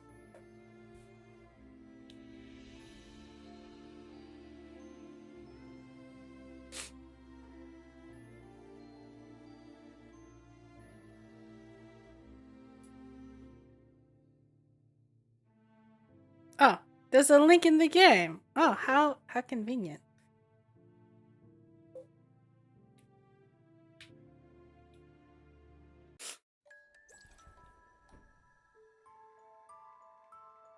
I don't know how to feel now. Every time I finish, whenever I finish a book, it always feels like coming back to Earth. It feels like I have to learn to live again. I have to learn to live in the real world again. Alright, that's it for Salvus Aries. I'm looking forward to the full game. And I'll probably play the other routes, but I don't think I'll be streaming them. So, you should definitely check it out if you are interested in hot guys. What are your thoughts overall? I really like it. So,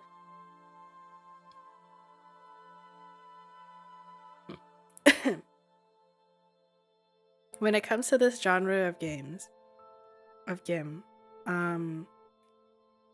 haven't actually played very many otome games. It's not that I haven't tried. Well, I haven't tried that hard, okay. But I'm not a fan of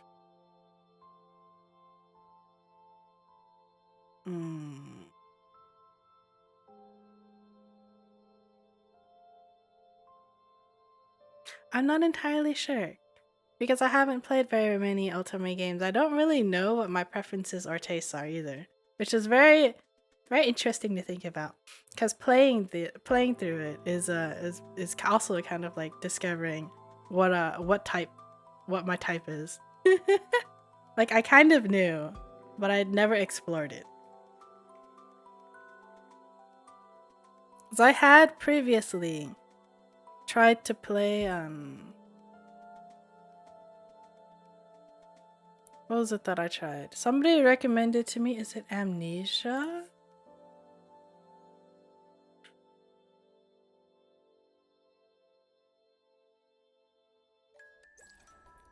Yeah, so somebody had recommended it. When I asked for otome game recommendation, somebody recommended Amnesia to me. And I wasn't that fond of the like mystery detective kind of thing.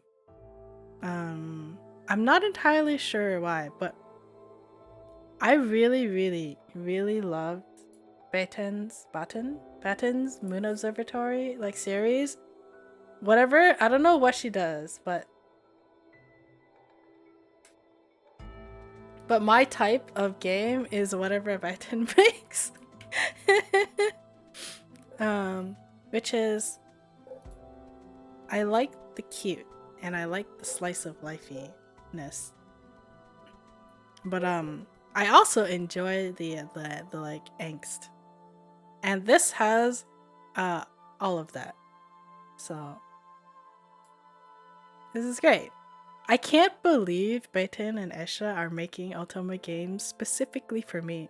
That's how I feel.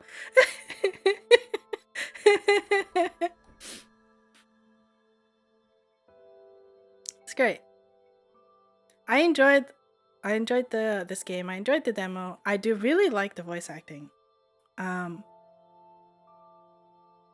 have gotten used to English voice acting more recently, in the more recent years. I used to be pretty much like, you know, if you watch anime, like a sub or dub guy, I was 100% in the like subs camp. But I've gotten a little bit more I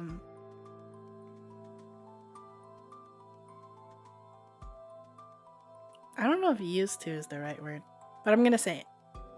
Used to English voice acting, and I think English voice acting has gotten better in games overall. Anyways, I think the general culture has gotten a bit better.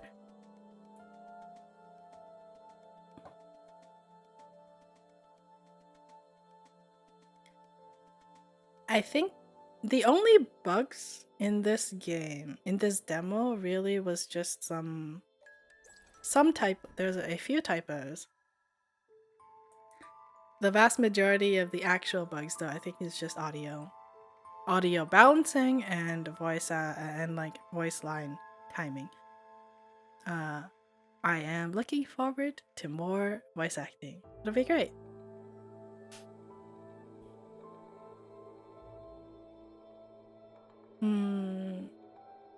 I don't really have any complaints.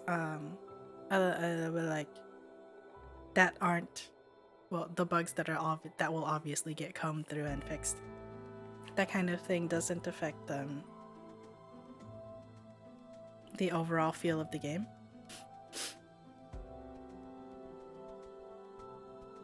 I enjoy the setting. The setting is cool. Oh, the setting appeals. I love fantasy stuff. I love fantasy setting. I enjoy a MC who can kick ass, which is a little bit debatable at the moment because she's not helpless, but she certainly isn't on par with the entire any of the guys. And I hope that I get to see that. I hope she gets to become super badass and like #1 and in some route. I don't know. That would be cool. Not for any other reason other than it would be cool. It would just be cool. That's it. It would just be cool.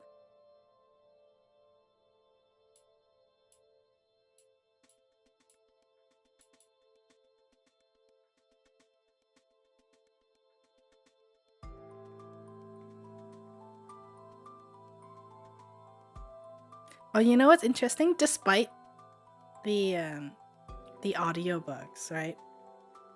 I think also one of the like greatest strengths of this game so far has been the sound engineering. The sound engineering has been really nice.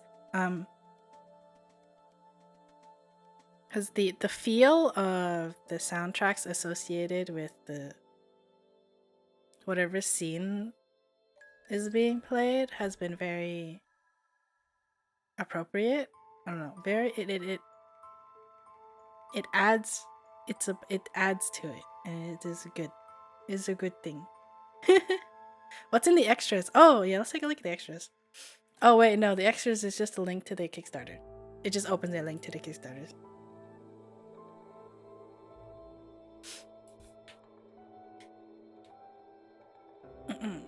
All right. Okay, find those. Let's end the stream here. I was expecting it to last a little bit longer, but this is fine. I'm actually really tired, so I'm probably gonna go take a nap. Let's go visit. Who shall we visit today?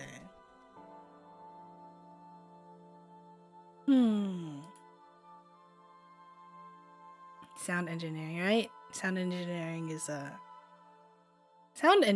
is really cool, like subtle thing. You don't think about it. And if you don't have to think about it, then you know they did a good job.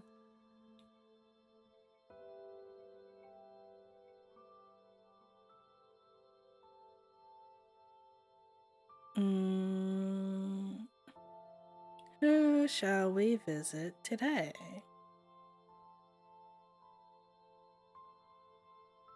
I only learned about sound engineering from talking to a sound engineer. I know nothing. I just know that my ears are happy. I didn't know it was a thing until they told me. Oh, okay, that's fair. It really is not it's the kind of thing where you really don't want to think. You don't want to have to think about it.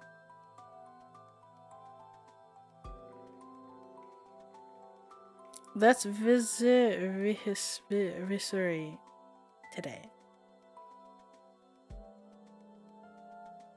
Oh yeah, such an important but thankless job, right? It's kind of like UX. If like user interface and stuff, the goal is to make the experience as seamless as possible, as frictionless as possible. So if you If you don't have anything to point out, then but it's a good. Alright. Bye, friends. Have a good day. I will probably have this VOD up shortly. And that's it for the demo. Goodbye!